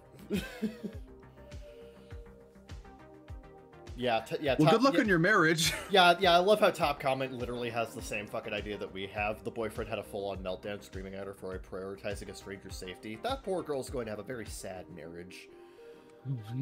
Describes it as a parade of red flags, yeah. Yep. Yeah, look. That's crazy. Yeah, look. I'm gonna keep it I know this isn't like fucking relationship advice, but I'm gonna keep it $1.50 with you. If a dude is going to fly off the is going to do fucking triple pirouettes off the handle, because he wasn't able to propose at midnight on New Year's Eve, he's probably not a great person to be around, and he needs therapy. Yeah. But anyway, yeah, that sucks. Sorry that happened, I guess. I ain't reading all that. Anyway. Yeah. Actually, we did read all that. We did read all that. Oh, shit. Damn. Fucking, oh. Yep. Oh, no. Where the I got nothing to say about all that. Yep. No. But can you read? No. Okay. Okay. Did you like my delayed response? I'm trying it. It's a new thing. It's a new thing I'm trying for the podcast. You know, just dead air as often as possible. Well, you know, I have mixed feelings about that. I was gonna say I have mixed feelings. I'm like, thank you for your assertion. Right. Well, he's too busy starfielding, so we're just gonna keep pressing on. You know what? The audience didn't need to know that. But yes, I am crack level addicted to Starfield, and I'm not gonna read your silly shit, but I am listening. Okay. That's all I can. That's why I listen to. I'm listening. Your words. Okay. No, I appreciate that. Yeah. Yes, I can sense your active listening. I can't see you nodding, but I imagine you nodding, going, yes, making the eye contact, being interested, engaged with the conversation, all that extrovert shit. Anyway. Another medium Tifu. Today I fucked up by eating Taco Bell Cinnabon Delights in a dark car. I promise this does not go the direction you think it does. Okay. I, for context, 21F, am a community college transfer student who just started her first quarter at a 4-year university, and I'm living in the dorms. While studying to get my degree during the day, I am also part of the musical theater department during this quarter. So, with classes in the morning and rehearsals from 6 to 10 every night, damn, those music theater kids build different. I'm not there very often, and when I am, I usually am coming in after quiet hours. So the other night after rehearsal, one of my friends offered to give me a ride back to my dorm building on the other side of campus. Of course, I said yes, and because it was a long and cold walk back. My friend was also hungry, though, and asked if I wanted to go to Taco Bell with them, and I said yes to that too. Since I already had dinner, I didn't want tacos, but I wanted something sweet. So I got a 12-pack of the Cinnabon Delights. That's something sweet, all right? That's a lot of sweet. That's a lot of sweet, yeah. They're little cinnamon roll bites. Oh, bites. Okay, that makes sense. With white and gushy cream cheese Foster Center. Yeah, you can get them at you can get those at Taco Bell. Oh yeah. Yeah. We sat in the dark in the car in front of $1 in front of my building for a bit while we ate, and then I went inside. I grabbed my pajamas and toiletries from my room and immediately went to the bathroom to get ready for bed. As I was standing in the mirror combing my hair, I noticed that a lot of the other girls in the bathroom were looking at me weirdly and giving me major side-eye, and I didn't understand why. Oh, I think I know where this is going now. That was until I took a much closer look at my hair. There were little splotches of creamy, white liquid in different parts of my hair, and while I knew that it did was you have to use that descriptive did you have to use that description? Yes. Well, I knew it was in the inside of the Well, I knew it was the insides of the Cinnabon bites I was eating. The other girls clearly thought I had cum in my hair. It didn't help that I wasn't around that much, always came in late and dropped off in someone else's car. I quickly finished getting ready and went back to my dorm embarrassed, but also laughing at the whole situation. TLDR, a combination of funny circumstances led to the girls on my floor thinking I'm a whore, when really I'm just a theater girly out late at night rehearsing for a musical, who apparently can't eat anything without spilling, lol. Oh yeah, I'm a whore for them Cinnabons. Oh yeah. That's funny. I appreciate that. Yeah, no, that was honestly pretty funny. Mm-hmm. It's like, girl, have you seen your hair? Oh, she got cum all up in her hair. What the fuck? Yeah. So how do you do that? How do you like deal with that, do you just imagine everyone else has cum in their hair? Like, you know, if you have stage fright, you know, and then you just start laughing awkwardly. It's okay, Squidward. Just imagine he has cum in his hair. Yeah. Yeah. Oh no, he's hot!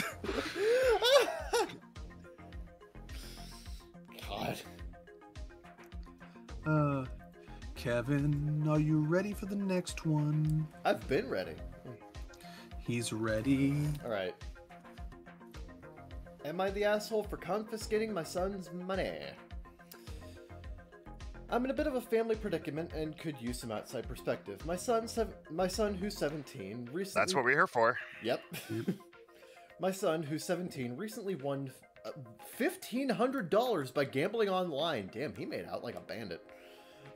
He got into this after watching some gambling streams, and it seemed like he wanted to experience the thrill himself. Yes, he did have to indicate he was over 18 to play, but the bigger issue for me was the gambling itself.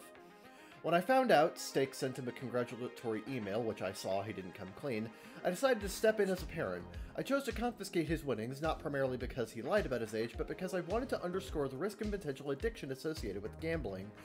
I felt like this could be a slippery slope for a teenager, especially given how easy it was for him to win this time.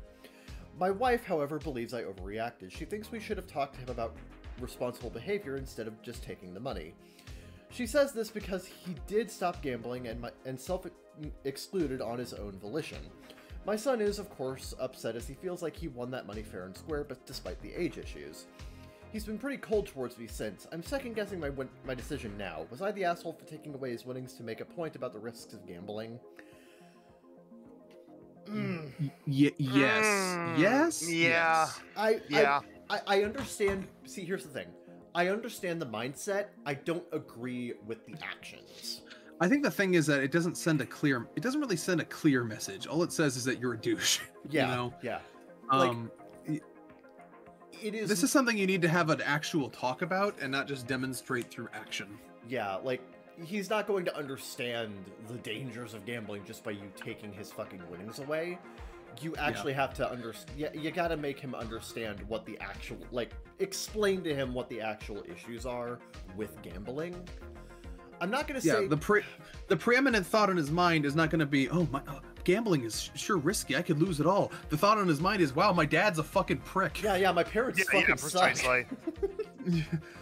Yeah. So, yes. Yeah, especially considering that this is a $1,500 win. That's pretty significant for gambling. So, like, I get it. I understand what you're doing. It's not gonna work. You are the asshole here, unfortunately. Yeah.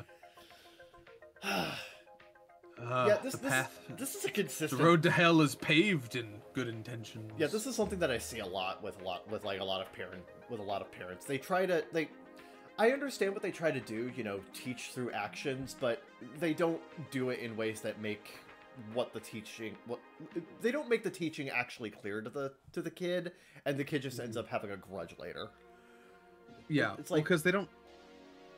A lot of parents are just I don't want to say unempathetic, but it is kind of what I mean.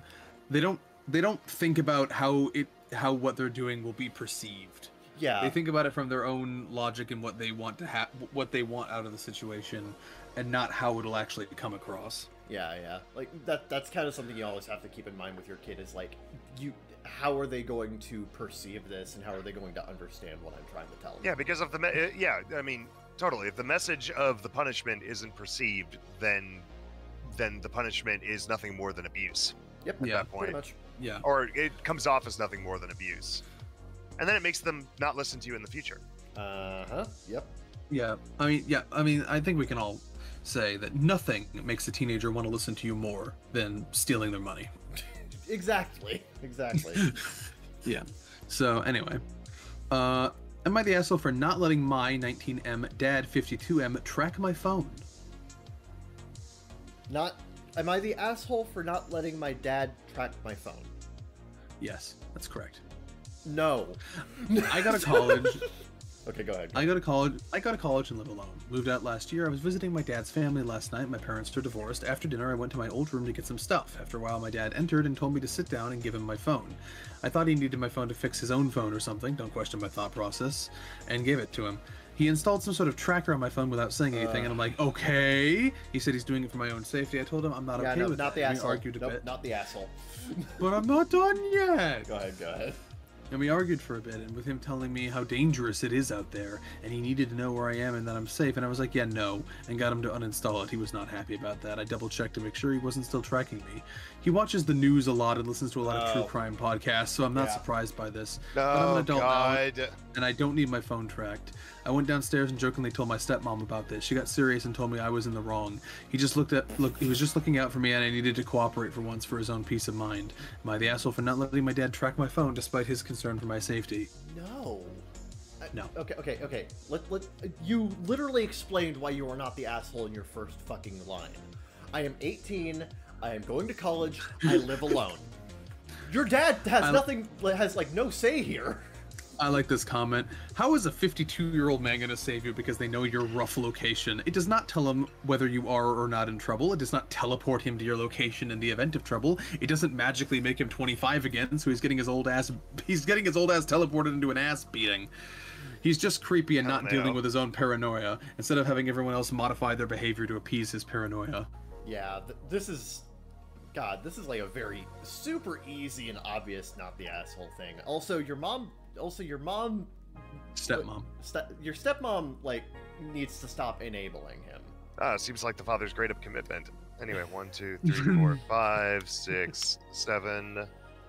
Yeah, no, it seems like the father's a great guy. He's totally, the fact that he has a stepmom tells me he's all about, resolving situations peaceably. Anyway,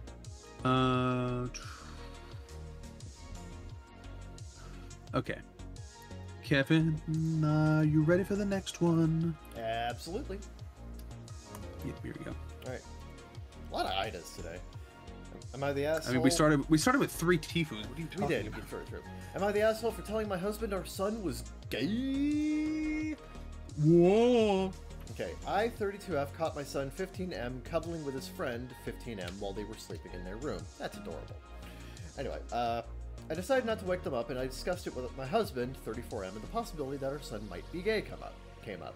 While I initially agreed with my husband's suggestion to approach our son when his friend leaves, I late decided that we should just wait until our son was comfortable sharing this with us. My husband argued, saying, what if he never tells us that he's gay? I told my husband that if he doesn't tell us that he's gay, then he's probably not. I told him that we should just let our son know that we'll love him regardless and leave it at that. However, my husband went against our agreement and questioned our son about his sexual orientation while I was driving my son's friend home. When I returned home, I discovered my son in tears, yelling and accusing me of outing him. I was confused and told my son that I didn't know what he was talking about. My son told me while he was crying that his father revealed what I saw and basically coerced him into coming out before he was ready. Oh, man. My son asked me why I would tell his father and why I would enter his room without his permission. I started crying and told my son that I was sorry and that I loved him and I accept him no matter what. My son remained distant and now refuses to speak to me and his father. When I confronted my husband, I told him that I was angry that he threw me under the bus. He claimed he didn't mean any harm, only shared what I mentioned to our son, hoping it'll make him comfortable about coming out to us. Despite his pleas for forgiveness, I can't help but feel anger towards him, knowing my son is now feeling hatred for me of something that I actively tried to prevent. My husband argues that blaming him for our son's emotions is unfair and told me that our son is only going through an emotional phase that will pass. Despite him begging for my son and my forgiveness, telling us that he meant no harm, I'm torn between forgiving him because I blame him for causing our son to be angry with me. They said ETA, but that's not what that means. Yeah. Their estimated time of arrival is... Yeah. I entered my son's room because I was doing laundry and planned on washing my son's clothes. I did knock to see... Yeah. Anyway. Sorry for not mentioning this before. Oh, wait, hold on. ET... Is that supposed to be like an edit? I don't know what they're getting at. Yeah, anyway, point is, not the asshole. Your husband fucked up. Yeah, your husband... Yeah, you literally came to an agreement we should just let him approach us on his own terms, and then your husband went behind your back and did that shit anyway. That's your husband's fault. That's not on you at all. Like, honestly, your plan was perfectly fine. Like, keep it in the kids' court. Yeah. I like this comment. OP has a separate problem of her husband not respecting her decision making. Yeah, no, that's a much bigger issue. Like, yeah, a good relationship is built on mutual understanding, and that is absolutely not what your husband did there.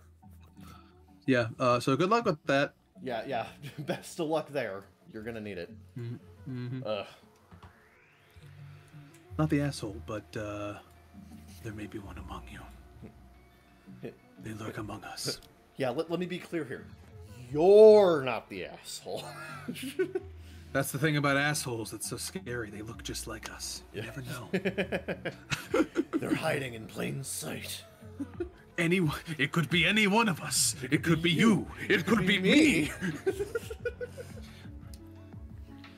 It could even be... What? He was the asshole. It was obvious. He has a podcast where he just reads Reddit posts. What a lazy fuck. Look, he's gonna reveal himself as the asshole any second now. I want to say funny shit about these, but bad parenting just makes me depressed. I need more. I hate to say this, but I miss weddings. Wow. You finally driven him into a corner. Because throwing fucking shade at fucking entitled middle-aged bitches or, like, 20-something, prima donnas is hilarious. Listening to terrible parents abuse their children is just depressing. Well, I'll tell you what, Sarah, next time I will get you some nice, hot, fresh wedding takes. All right, cool. It better not be the whole stream, though. We need to achieve a balance. Okay. Okay. No, trust me. There's no shortage of wedding ones. Perfectly balanced as all Reddit dives should be. Turns out we've been getting married. For fucking thousands of years, and we still apparently in modern day society we still haven't fucking figured out how to do it right without pissing the women off. I mean the individuals have not been getting. Also, married. Have any of those posts ever been made by a man? I don't think so. Given the totality, probably not the ones I've picked. Yeah, not the ones that we've read. All of them have either been the wife or the bridesmaids. I feel like the guys' ones would be actually funny, like a mass shooter came to my wedding, or man, my buddy Charles got really drunk and shit all over the hors d'oeuvres table during my wedding. Am I the asshole for kicking him out? The Bloods decided to drive by, shoot my wedding. Am I the asshole? Yeah, I want to read shit like that. Yeah. Whereas the woman's like, oh my god, Becky did not do her hair according to the design document I sent out for my wedding. God, it's so much fun to make fun of those people. Anyway. I like how women only use Reddit to complain about their weddings or complain that they got sticky buns in their hair. Yeah, you need to understand, you might be hearing a lot about prissy bitches and shit, but at the very least, it's not, like, fucking, like, parents abusing their children. There is a gradient of badness with these, like, experiences. Oh, yeah. If there's anything I've learned, it's that anyone can be an asshole. Like I said, they hide among us. Oh, yeah. Anyway. Am I the asshole for telling a girl working a booth at the stock show that her Confederate flag sweatshirt was racist and inappropriate for work? Oh, my God. 37F, white, might help give context, work for a company that has a booth in the Northwestern Stock Show. About 200 of them here. People from all walks of life come for the stock show, the rodeo, the food, and of course the booths, where all kinds of goods and services to purchase. I've been here all week. Last night, Sunday, the day before MLK Day, a new worker came in for the booth just across from mine. A younger white girl wearing a Confederate sweatshirt. Not just a pic of the flag, like the sweatshirt is the flag, arms and all. Very in your face. Looking at this all day made my blood boil, especially the fact that the owner of the booth owns over 20 booths here and I saw her wearing it. Said nothing. So I thought. Eventually I get off the clock. I walk up to her booth and with a very soft voice, because I have 100% lost my voice while being here this week. Understandable. Yeah. out of all the sweatshirts you own, you thought the one that would be best to wear for this event was that one? And she replies with a, yes, it was. I go on to say very softly, because again, voice is lost, you do understand that wearing what you're wearing is showing everyone that you are not only a racist, but also ignorant as the Dickens. As the Dickens. Oh, she brought out the Dickens! As the Dickens! Not only are you're racist, you are as like ignorant as Dickskin. Nope, it's Dickens. You as ignorant as the Dickens. Now, if you've ever seen Letterkenny, there's a character whose name is Jim Dickens, and he consistently talks like he's hosting an auction. That's just his tick. That's but great. everybody calls him Dickskin because they're mocking him, except for Wayne, who actually calls him Dickens, and so he's so used to correcting people. It's like, it's Dickens. You know, they'll be like, so what do you think, Dickskin? It's Dickens. But then Wayne's like, hey, how you doing, Jim Dickens? And he's like, it's Dickens. Oh, nope, you actually got it right that time. That's a good joke. That's good. Yeah, that's a good one. Oh, nope, you actually said it right that time. She Sorry, goes on that's to my say, side part. Watch Letterkenny! Anyway, final season came out this year. She goes on to say, it's not about racism, it's about history. You know, that old chestnut. And so I told her, I hope you enjoy the upcoming April 9th, maybe wearing a white flag sweatshirt, because that would be more historically accurate. Oh, you don't celebrate April 9th? That's the day the South surrendered. Maybe you know maybe you know that history before you open your mouth about history. Damn, son, and then everyone clapped. I was there. I was the flag. I was there. I was the flag. I was the shirt. I was her underwear. Oh. She was very... that episode of Family Guy when fucking Quagmire morphs into like a tampon or something, or Peter morphs into a tampon. Yeah. Now we play the winning game. Yeah. She was very polite and asked me to go back to work. I told her I had clocked out, and this is my work now. Fighting the good fight. Oh yeah, 3 Dog. We're fighting the good fight. I ran into a guy at a convention who was dressed as 3 Dog, and he was literally just standing on the side, and he was like, bringing you the news from Ohio Con. That's awesome. That's amazing. This was years ago, but yeah, I was like, dude. And now we go back to the Lone Wanderer telling off someone wearing a Confederate flag sweater. Fight the good fight. That was about the end of it. More fun happened today. I'll give an update if y'all want. Make it short. I won the good fight in this instance, but am I the asshole for saying what I said? I'll read the update. Went to work today, MLK Day. Both of my bosses were there. I went to my booth where my first boss, 52-ish F, I don't know, said we needed to have a talk. I walked away from our booth, and she said she heard what happened with from the owner, Late, who's a late 60s, mid 70s M. I don't know this person, and the other girl's booth. He called my boss last night after I left and asked what happened. She wasn't there, so she didn't know. My boss then asked me to apologize to the girl. I told her absolutely not. I did, however, apologize to my boss because I understand that my actions might have consequences for the company. If she needed to terminate, I completely understand. I hope we can still remain friends. Y'all know how work friends go. And she said, you're not going anywhere. She also reminded me that she's a vegetarian, but I don't see her pouring paint all over the animals' furs. Okay. I get your train of thought. I just had to think about it for a second. Yeah. I reminded her that those, however sad, are just animals, not humans, and hate has no place on this earth. We had a good cry, hugged, and made some sales. My other boss, late 40s F, came and talked to me a few hours later, mostly the same jam. Apologized to her, promised not to do it again, which I don't need to. Made my point, moved on. I don't know, lately makes a real difference, but my husband is black, my mother-in-law is an immigrant, so he's black, first-gen American. Some folks assumed I didn't know any people of color. Funny thing is, I'm usually the only white person when we get to the friends groups together. I'm just throwing it out there, no big deal. I have many black friends, just throwing that out there, just want to make that clear, just want to put that out there. All my best friends are black. I would love to post a screenshot of our convo before this went down. The white flag of surrender was basically his idea. Final close. The NWSS chapter is the owner of the booths the girl worked at. Told her she's not to wear that hoodie while representing his business ever again. Oh, there you go. Change for good. Yeah, little exciting uproar for you folks. For all you racists out there, I can 100% suck my hole. That's a new one. No, not the asshole. Yeah, yeah. Yeah, that was the point, by the way. Yeah. Wow, that was. I like the top comment. Historically, Obama's presidency lasted twice as long as the Confederacy. Nirvana lasted longer than the Confederacy. Yeah. RuPaul's Drag Race has lasted 3 times as long as the Confederacy. The McRib, which had a more positive cultural impact on the U.S. than the Confederacy ever did. It's also the McRib will rise again.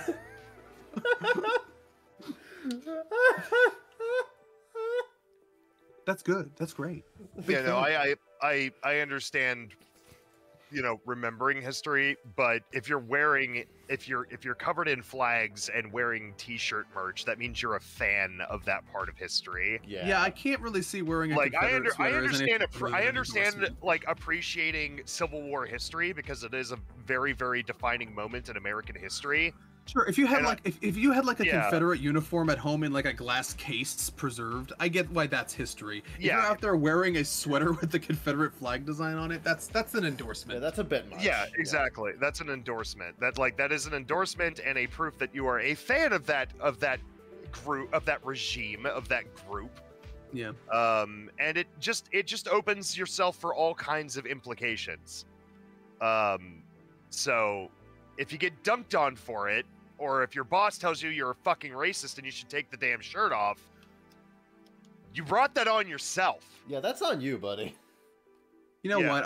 I feel like we haven't gotten controversial enough. Oh, hell. So, wait, did I read that one? I read that one, didn't I? Yeah, I read that one. So you read this one. Okay. Am I the asshole for not inviting my trans friend to boys' night? Oh boy. So I, 23M, have a big group of friends that have been together since primary school. British alert. And we have stuck... Potentially. Potentially. And we have stuck by each other all throughout school and even during college. And we get 2 or 3 times a week to go to the pub. Yep, British alert. British alert. British alert! British alert! Dun dun dun dun dun dun dun dun. Yeah. Play video games or even go on hikes. Okay, they put a bunch of like letters and numbers here, but I don't know what it's supposed to fucking mean. I think I think the first letter is like the first initial of their name. J23M, K23M, H22M, N22M. Okay. No, clearly they're Men in Black operatives. Clearly they're secret Soviet era missile codes, and they're about to go off. I can be Agent Kevin, you've doomed us all. No. So one of the friends, Angie, not her real name for obvious reasons, transitioned from male to female over the last year, and before that, pre-transition, my boys and I would occasionally invite her to boys' night. But after she became who she was always meant to be, the way she always should have been. The boys and I decided that we no longer felt comfortable with her attending our boys' night, as we felt it necessary that we have a boys-only space. Angie wasn't really a part of the group pre-transition. She was just at school with us, so we occasionally invited her. We also figured this would give her gender euphoria, and inviting her to a boys' event might cause dysphoria. I think you mean. Oh, wait, yeah. Yes. Yeah. Right. And we all stand by our decision. But anyway, Angie would see our stories of us hanging out, and once came up to me when I was getting takeout from my boyfriend and myself, and asked why she wasn't being invited to boys' nights anymore. And I said, because you're not a boy. We were just trying to support you. She got upset and left the restaurant. Later, her sister, who we also went to school with, texted me and called me a cold arsehole. Yeah, that's British. Super British! And perhaps I was, but I'm conflicted. I thought we were doing the right thing. Okay, so here's the thing. This is kind of why having events that are exclusionary by their premise is kind of a bad idea. Yeah, because, like, the thing is, she wants to be there because she kind of feels like she's got a friend group there. Like, that's her group. That's just a thing that she likes to do with people that she enjoys hanging out with. Yeah, so... what do you think hurts more, being miscategorized or having this this connection you thought you had be severed for some arbitrary reason? Yeah, like that's exactly right. Okay, we're bringing it back to like that fucking thing I was talking about with the parent taking away the kids' gambling winnings. Like, I understand the idea behind the action, but I don't agree with the action itself. You're in the right headspace, but you're not making the right decisions.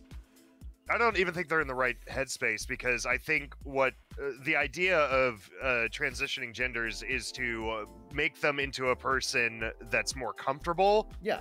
And exclusionary behavior automatically makes somebody feel less comfortable. Yeah, but like the way that the way that they rationalize it in their head. Take it from a guy who's been kicked out of multiple Discord servers. Right. I think I think it's they're viewing transitioning only on a surface level of I was X thing, I want to be Y thing, instead of the more emotional reason why people do it, which is to feel accepted. Yeah. Well, it's to better cope with their own situation, and then yes, also be better accepted. Yeah.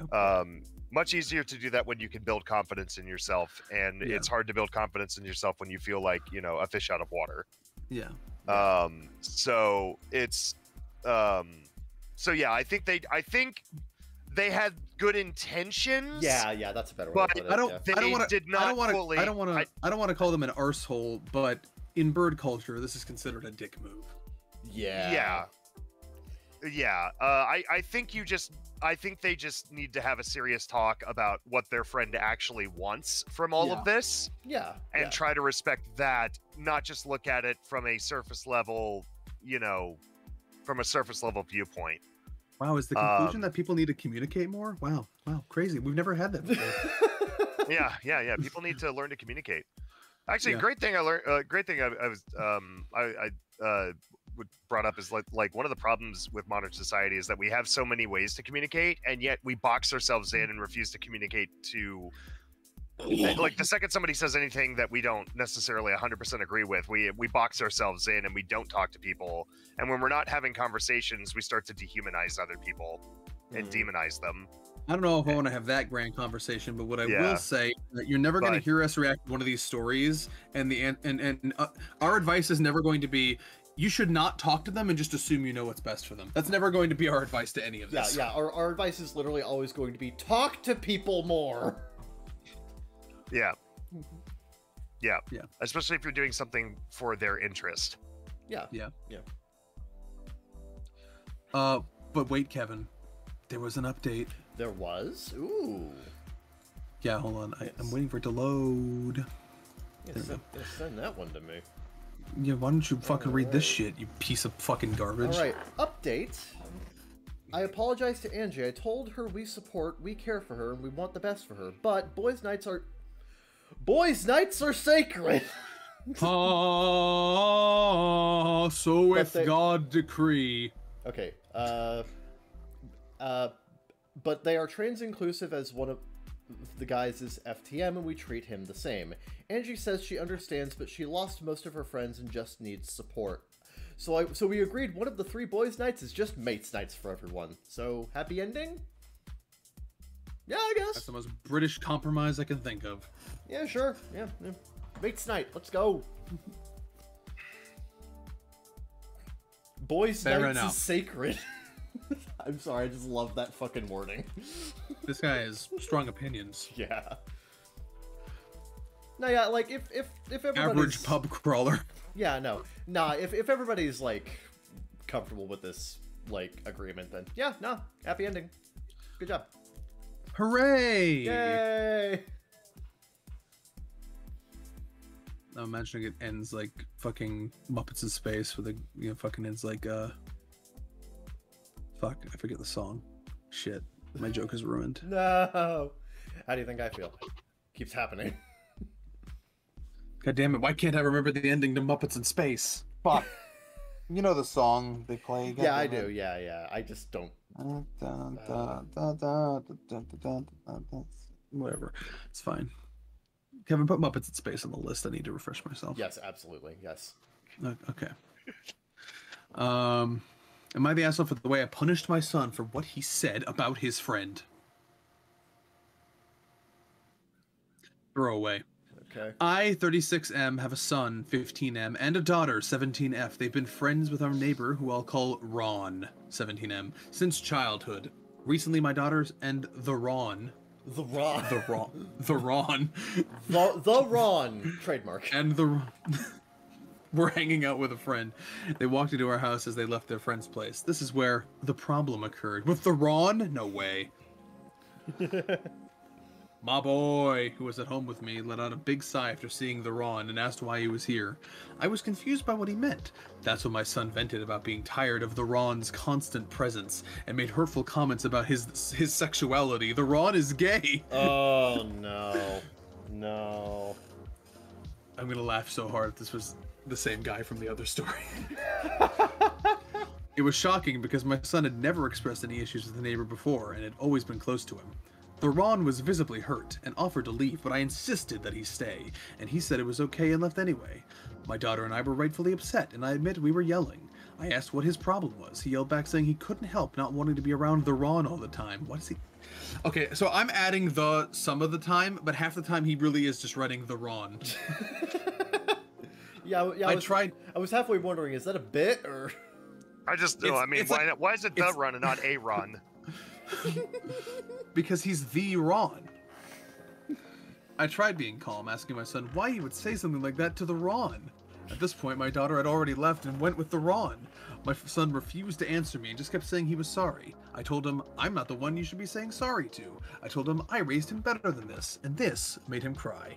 And in the heat of the moment, I made the decision to ground my son. I took away his phone, his PS5, all his electronics, leaving him with only the TV in his room without the remote. A blank TV, like a blank canvas to reflect the mechanisms of his soul back upon him. I wrote that part in.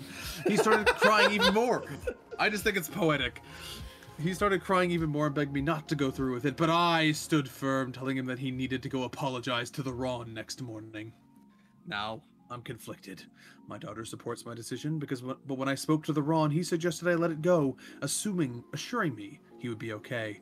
I think he might be right. I tried talking to my son again, but he's straight up refusing to talk to me and keeps saying, please leave him alone in a quiet tone. I don't think I'm in the wrong for grounding my son, but I'm wondering if I went too far, considering it's his first time saying something like this. Am I the asshole for the way I grounded him? Your son's got shit going on. Something's happening. Yeah, something's going on with your son, and you need... again, this really just comes down to communicate fucking better. Jesus Christ. Yeah, something is happening. He's uncomfortable for some reason. Yeah, something is yeah, like, you need to be very, like, oh my god. Like, just from the way he's written, and this might be like parental bias or whatever, but just the way you write what your son did and said, he sounds conflicted and confused, and like borderline not hateful, but just kind of like, what's the word I'm looking, like confused. Your son has a problem here. Yeah, you need to deal with. Yeah, you need to sit down and talk to him instead of just taking all of this shit away. Yeah. Yeah. You're right. Yeah, like... Yeah. Not the asshole for calling your son out. I'm reading top comment, by the way. Not the asshole for calling your son out. I can't really speak on the grounding. I'm not a parent, but I will say that I think a talk with your son about what those comments mean would be good. Even at 15, he might not understand how stigmatizing that is. Yeah. And it could be bred from stuff he hears at school or online. I wouldn't expect the Ron to step in. It feels pretty embarrassing to have to receive those comments. I'd reassure the Ron that he's always welcomed and that you're talking about this topic with your son about it. Yeah. Yeah, that's... The Ron is probably asking you to drop it because he doesn't want to be involved and made the center of attention over this. That doesn't mean you shouldn't talk to your son or meet up some form of punishment, just that you shouldn't force the Ron to be part of it. The Ron's got better things to do. He's got Ron things to do. Don't bother the Ron. So, not the asshole, but you talk to your son. Yeah. That's all I'm saying. Are we being proponents for talking to each other again? Yeah, I guess so. Damn it. Look, we may be introverts, but at the very least, we're introverts with fucking standards. Introverts have standards. Do we? Yeah. Yes. Oh. Yeah.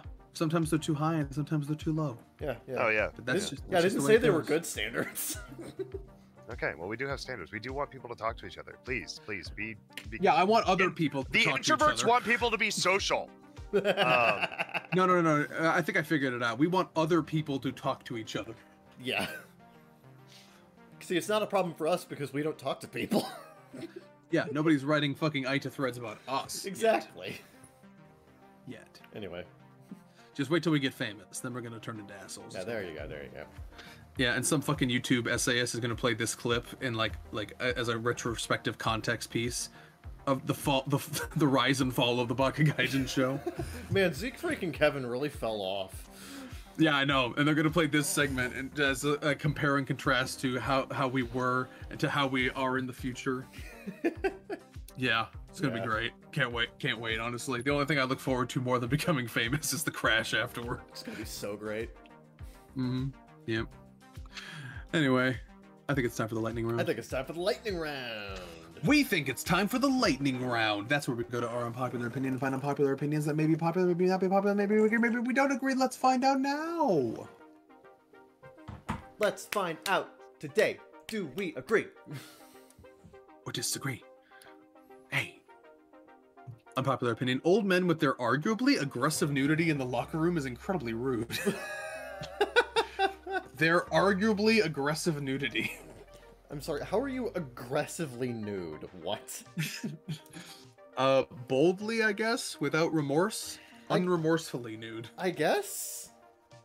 Shameless, so the thing is, maybe? The thing is, I know what they're talking about, but I don't know if it's real or just a fucking anime trope. Yeah, I can't, I guess it's real if they're talking about it. I mean, you're supposed to be nude in the locker room, so I mean, I don't know what the problem is here. Yeah, like, I don't... Unless they're rubbing their nudeness all up on you, I don't think there's a problem, is there? Yeah, like, this is literally what if you don't like nude people, don't go to where the nude people are, I guess. Yeah. Or just, you know, don't look. Yeah, I was gonna say, just don't fucking look. Or, I don't know, fucking grow a pair. Yeah. They'd like that. Yeah, grow a pair and then show it off to them. You know, compare sizes. Yeah. That's not what I meant, but okay. Unpopular opinion, casting so many big-name actors in a single film breaks the illusion. I kind of get... I know what they're getting at. I do get what they're getting at, because, like, at some point you start to... You're not really paying attention to the characters as characters, you're paying attention to the characters as caricatures of the actor who's playing them. And the thing is, what happens a lot of the time with movies is that actors will be cast in roles that the roles are written for that actor, so it will become just a caricature of the actor in some way, shape, or form. Exceptions do exist, but broadly speaking, that's what ends up happening. And I was gonna say, Lord of the Rings is really a great film, and with the exception of a couple of those actors, most of those people were big name actors before they went into the film. Oh yeah, a lot of them were. So, but I feel like what they were doing was so transformative that, like, you know, it's not just Matt Damon in a suit. You know what I'm saying? Like, yeah. It's like, say, like, again, it's like a fucking animated movie. It's like your average Illumination film, where, what I think about is the fucking what's the one in the jungle with Sandra Bullock and I think like fucking Channing Tatum and shit, like that has, one. like, Yeah, I know. Daniel Radcliffe as a Bond villain. Like it's that kind of movie where they have like all these fucking like very well-known iconic celebrities. That it's the entire cast is like people who've been on the cover of People magazine, you know. Yeah, I get that it does break. I get it. That kind of film is kind of a problem for narrative illusion. I don't know what the solution to that is, because what do you do, just not hire big name actors? I don't know. I think it's just the nature of the beast if you like shit movies. I don't know. Yeah. No, I understand the problem. No, I agree with your opinion, sir. Yeah.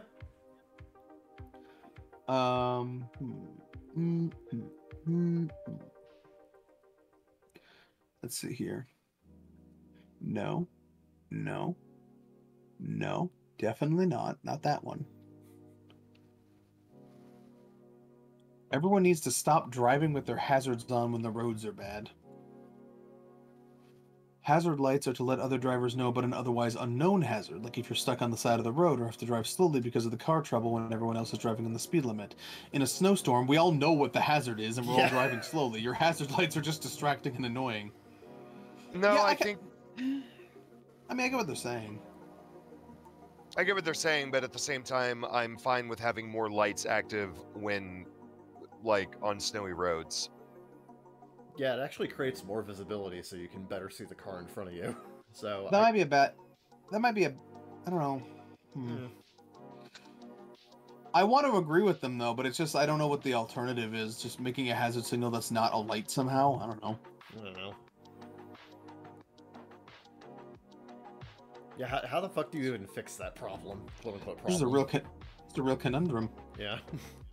It's a real clusterfuck, real fustercluck. Yeah. Anyway, I'm moving on. I don't have an answer to that one. What the fuck? Business seems like a fake word. Elaborate. What? I'm not a native. This one always trips me up. English spelling is tricky in general, but this is odd just looking at it. Intuitively, I would guess it was something closer to buoyiness, but it looks strange to... I mean, I get it. I get it. I get it. Yeah, nah. If you're ESL, I can there's literally this fucking YouTuber / TikToker that I keep seeing on YouTube Shorts where it's just like the fucking French guy who's trying to learn English, and he's just like, America, is this how you pronounce, is this food, F-O-O-D? Yes it is. Oh, then that means this is, blood. No, that's blood. What? What? This is a disaster! Yeah. No, I understand. If you are learning English as a second language, trying to understand how certain words are pronounced can be absolutely fucking infuriating, and I can understand why the word business is hard to grasp, because almost none of the vowels are pronounced the way you think they would be. One of them is silent. That's a stupid one. Stop talking about that one. Yeah, We gotta talk about this one. Unpopular opinion, Batman should never have been in any Justice League movies. I love Batman. Batman is best when used in the city. He takes down small-time criminals. He should not be fighting literal aliens with immense powers with earth-ending consequences. As big as his fan base is, having him in movies fighting alongside people like Superman and the Flash is pointless. This is a much older problem than the movies, let me tell you that. Yeah, it's a much older problem than the movies. Also, Batman in the Justice League... The best depiction of Batman in the Justice League was the fucking Justice League cartoon, where he was more so a strategist than anything else. Yeah, I'm gonna read some of the defenses people bring up. Yeah. No, that's what I'm gonna say. Like him going toe to toe with like super beings, with like Darkseid or some shit. No. Yeah, makes no fucking sense. I don't care how good your tech is, but he was always the strategist and the support role, and also the guy who would, he'd be sitting in the back thinking. And then you'd be like, hey, Superman, hit him right there. Yeah. Yeah, I'm going to read some comments here. I think Batman brings humanity to the team. He reminds all these super beings with immense power that humans are capable of stunning inside loyalty and commitment to duty. Also true. He's also the tactician. Every group needs a leader that understands the battlefield and this team's abilities and how to best implement them. Superman and whoever may have more ability, but do they all know how to act as a cohesive unit when a fight is going on? That's the biggest difference. Yeah, it really does show how well Batman has documented and how much he actually knows the people he's around, because he literally, in the movie Justice League Doom, which is based on a little comic arc, he literally has a contingency plan of how to take down each member of the Justice League if they go evil. You're talking about that Agamemnon contingency. Yeah. Including himself, for the record. Yep. That's from DC Universe Online, I believe. They definitely used it in DC Universe Online. I think the Kevin Conroy clips I've always heard associated with the Agamemnon contingency is from DC Universe Online. Yeah. Now I'm just remembering how fucking Greg Miller was one of the first people to play DC Universe Online, so he took the name Taylor Swift. And everyone thought he was the real Taylor Swift on DC Universe Online for like a decade afterward. Swift. That's fantastic. That was really funny. No, yeah, I love Batman in the Justice League. Alex, this guy's argument. He provides the funding. He gets to be on the league. That's also a good point. That's true. I pay all the league's taxes. Oh boy. Do you think this space station base was free? No. Oh boy. Unpopular opinion, milk tastes like moldy water. I have bad news for you.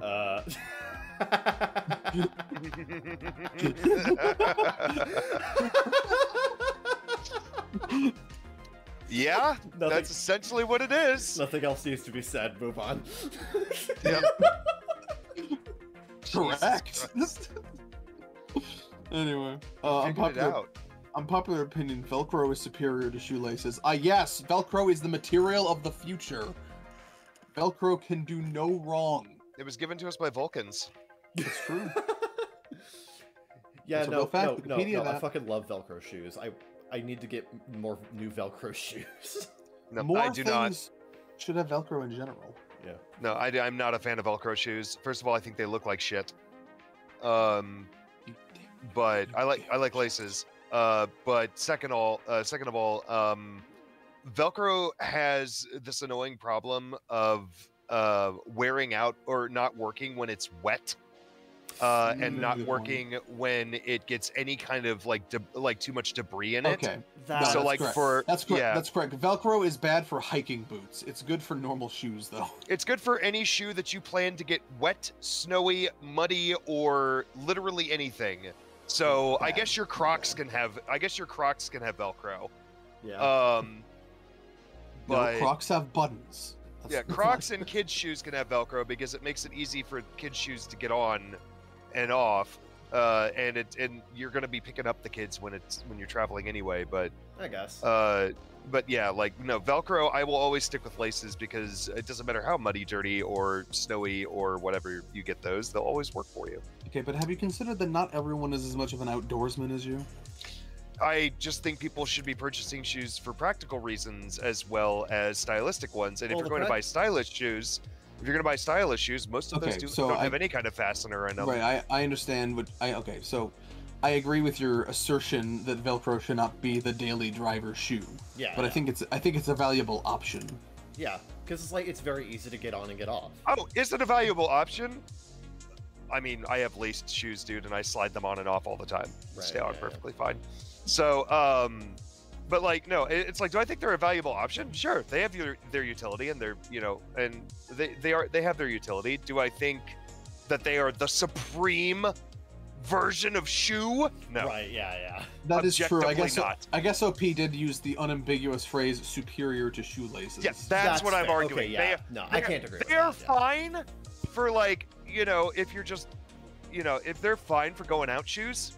But if you're doing any long-term walking, where weather might get inclement or stuff might happen, or if you're doing anything outdoors, I just would not. No, never. This is why we need Finlock Hood spray-on shoes.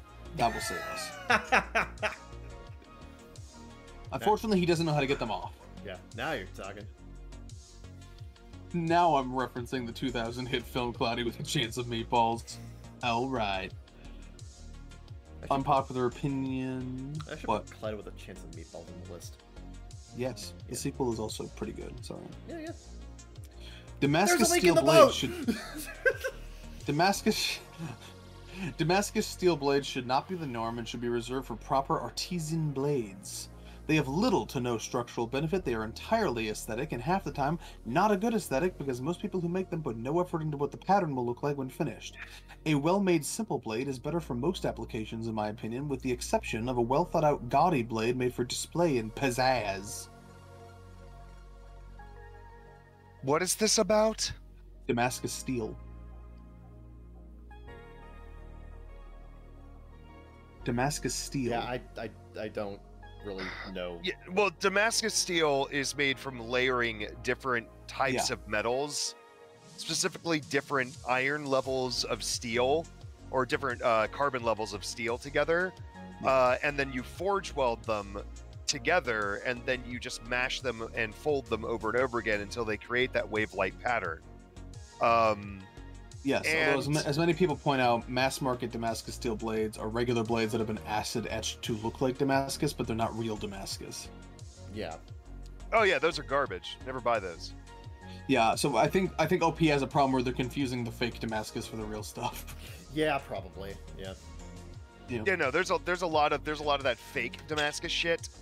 But if you get real Damascus from an actual like smithy, like it's some of the prettiest metal you'll ever look at, and it's actually fairly strong.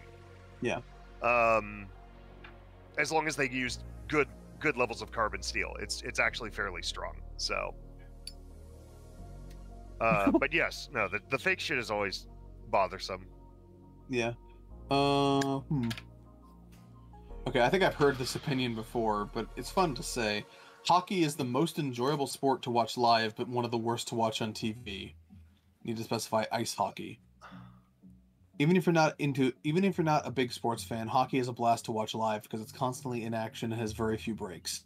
You don't need to understand a bunch of rules to know that if the puck goes in the goal, you get a point, but it's incredibly difficult to follow the puck on TV, and you really have no idea what's going on. Gives me a headache. Thoughts? I mean, I feel the same way about baseball. Baseball is a great sport to watch live. But I like this comment. HDTV was the best thing that ever happened to hockey.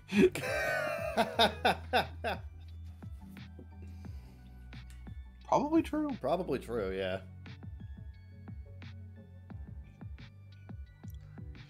No, yeah, you have a point, sir. You have a good point, sir.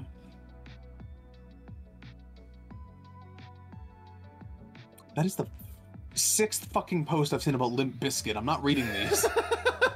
Man, a lot of people have really strong opinions on Limp Bizkit. Lately, apparently so. This is a very active subreddit, so this is very recent. Yeah, I have to wonder. Maybe they're all responding to each other. There's a bit of a miniature Limp Bizkit war going on in the subreddit right now. Yeah, I'm not going to dig into the fucking unpopular opinions about Limp Bizkit lore. Thank you.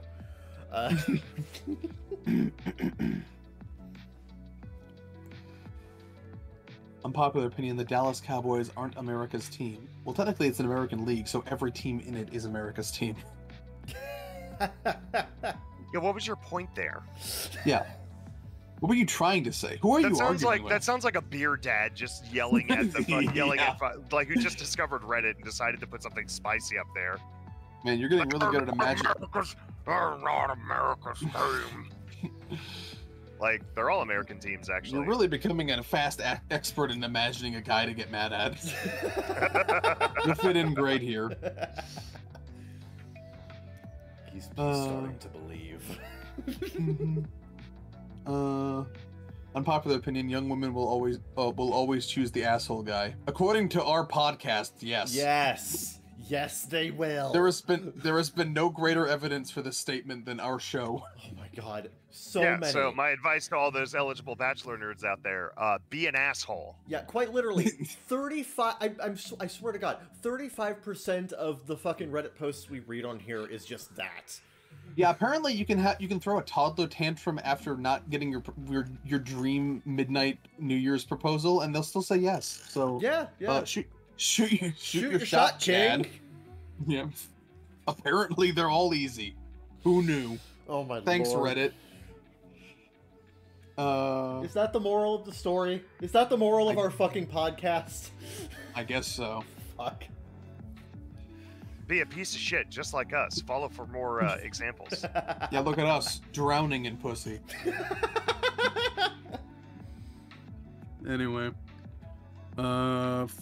Unpopular opinion: it's okay for your house to look lived in. I agree. Yeah, it should look lived in. Yeah. I get unnerved by houses that look like model homes that you don't actually live in. Yeah, it's just like the walls. They're too white. Unpopular opinion: podcasts for running are better than music. Yeah, we agree, obviously. So any runners out there, hit that subscribe button. Yeah, I feel like we're this kind of predisposed to agree to this. So. So, actually going back to the previous one, real quick. Sure. What was the previous one? Was that the asshole one? Yeah. No, that was the okay. It's okay for your house to look lived in one. Yeah, no. I mean, keep your house clean, but don't scrub dust every corner of your fucking house. You know what I mean? Yeah. Like, I don't want everybody's house to look. I don't want everybody's house to look like a fucking dumpster. You know, or like they don't give a shit. But those, I'm talking about the people. I think they're talking about the people whose houses look like they're in Febreze commercials. You know what I'm talking about? Oh yeah. They look like studio sets for like a sitcom or something because they're always impeccably clean. Yeah. And all the furniture is perfectly aligned. Yeah. Yeah. It's not that there's no dirt or like or trash or anything. It's just that there's no objects. They don't let things lie, you know. Yeah. Or You there's don't no get that- thought or decoration, or basically cover your walls in anime titties, and we will never give this complaint to you. Anyway, That's true. Although if you did that to one of those Febreze commercial houses, it would look really weird. That's a weird mashup. And then I have to wonder. Well, then I have to wonder why the fuck you're you're a strange, sad little man. then I have to wonder what smell you're covering up. Yeah. With the Febreze. Anyway, but yeah. Unpopular opinion: jeans are fine to wear in the gym. I mean, socially, it depends on what sure. kind of jean. Socially, sure. It depends on what kind of jean. It's just that they're not comfortable for most people to work out in. Yeah. Yeah, if you have like those, if you have those really, really like heavy jeans, or if you have those really, really baggy jeans, then yeah, those are fine. If you're wearing anything more form-fitting, then they're just uncomfortable and they restrict your movement. Yeah, they restrict your movement and they're bad to sweat in. So, yeah, that's why people. It's not like a social. Nobody's gonna. Hopefully, nobody's gonna fucking mock you for wearing jeans to the gym. It's just not a smart. It's just not a smart decision. But go ahead and suffer for your fashion. Kid. Yeah. You know what? They should wear shorts, like Bugcatcher Joey told us. They're comfy and easy to wear. Who the fuck is Catcher Joey? It's a Pokemon reference, fucker. Oh, Bug Catcher. Yeah, I said Bugcatcher Joey. Yeah. The bug kind of got dropped in the Discord. Ah, fuck. Okay. Yeah.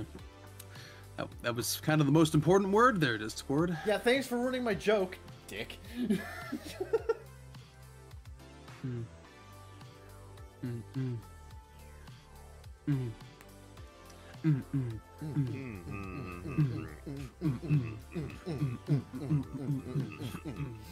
Enough! This has been your impromptu beatboxing section. Thank you for listening to the Baka Gaijin show. We're here every other week or so. If you wanna be part of the show, you can email at bakagaijinshow@gmail.com. Follow us on Twitter at ZeekFreak, at CCharmanderK, at Saradin Sedranor. Join our official Discord link in the description below. And we'll see you next time on the Baka Gaijin show for more of that. See, I'm doing the silence thing again. I brought it back. It's a whole gag now. God damn it. Okay. Zeke freak out. Ciao for now.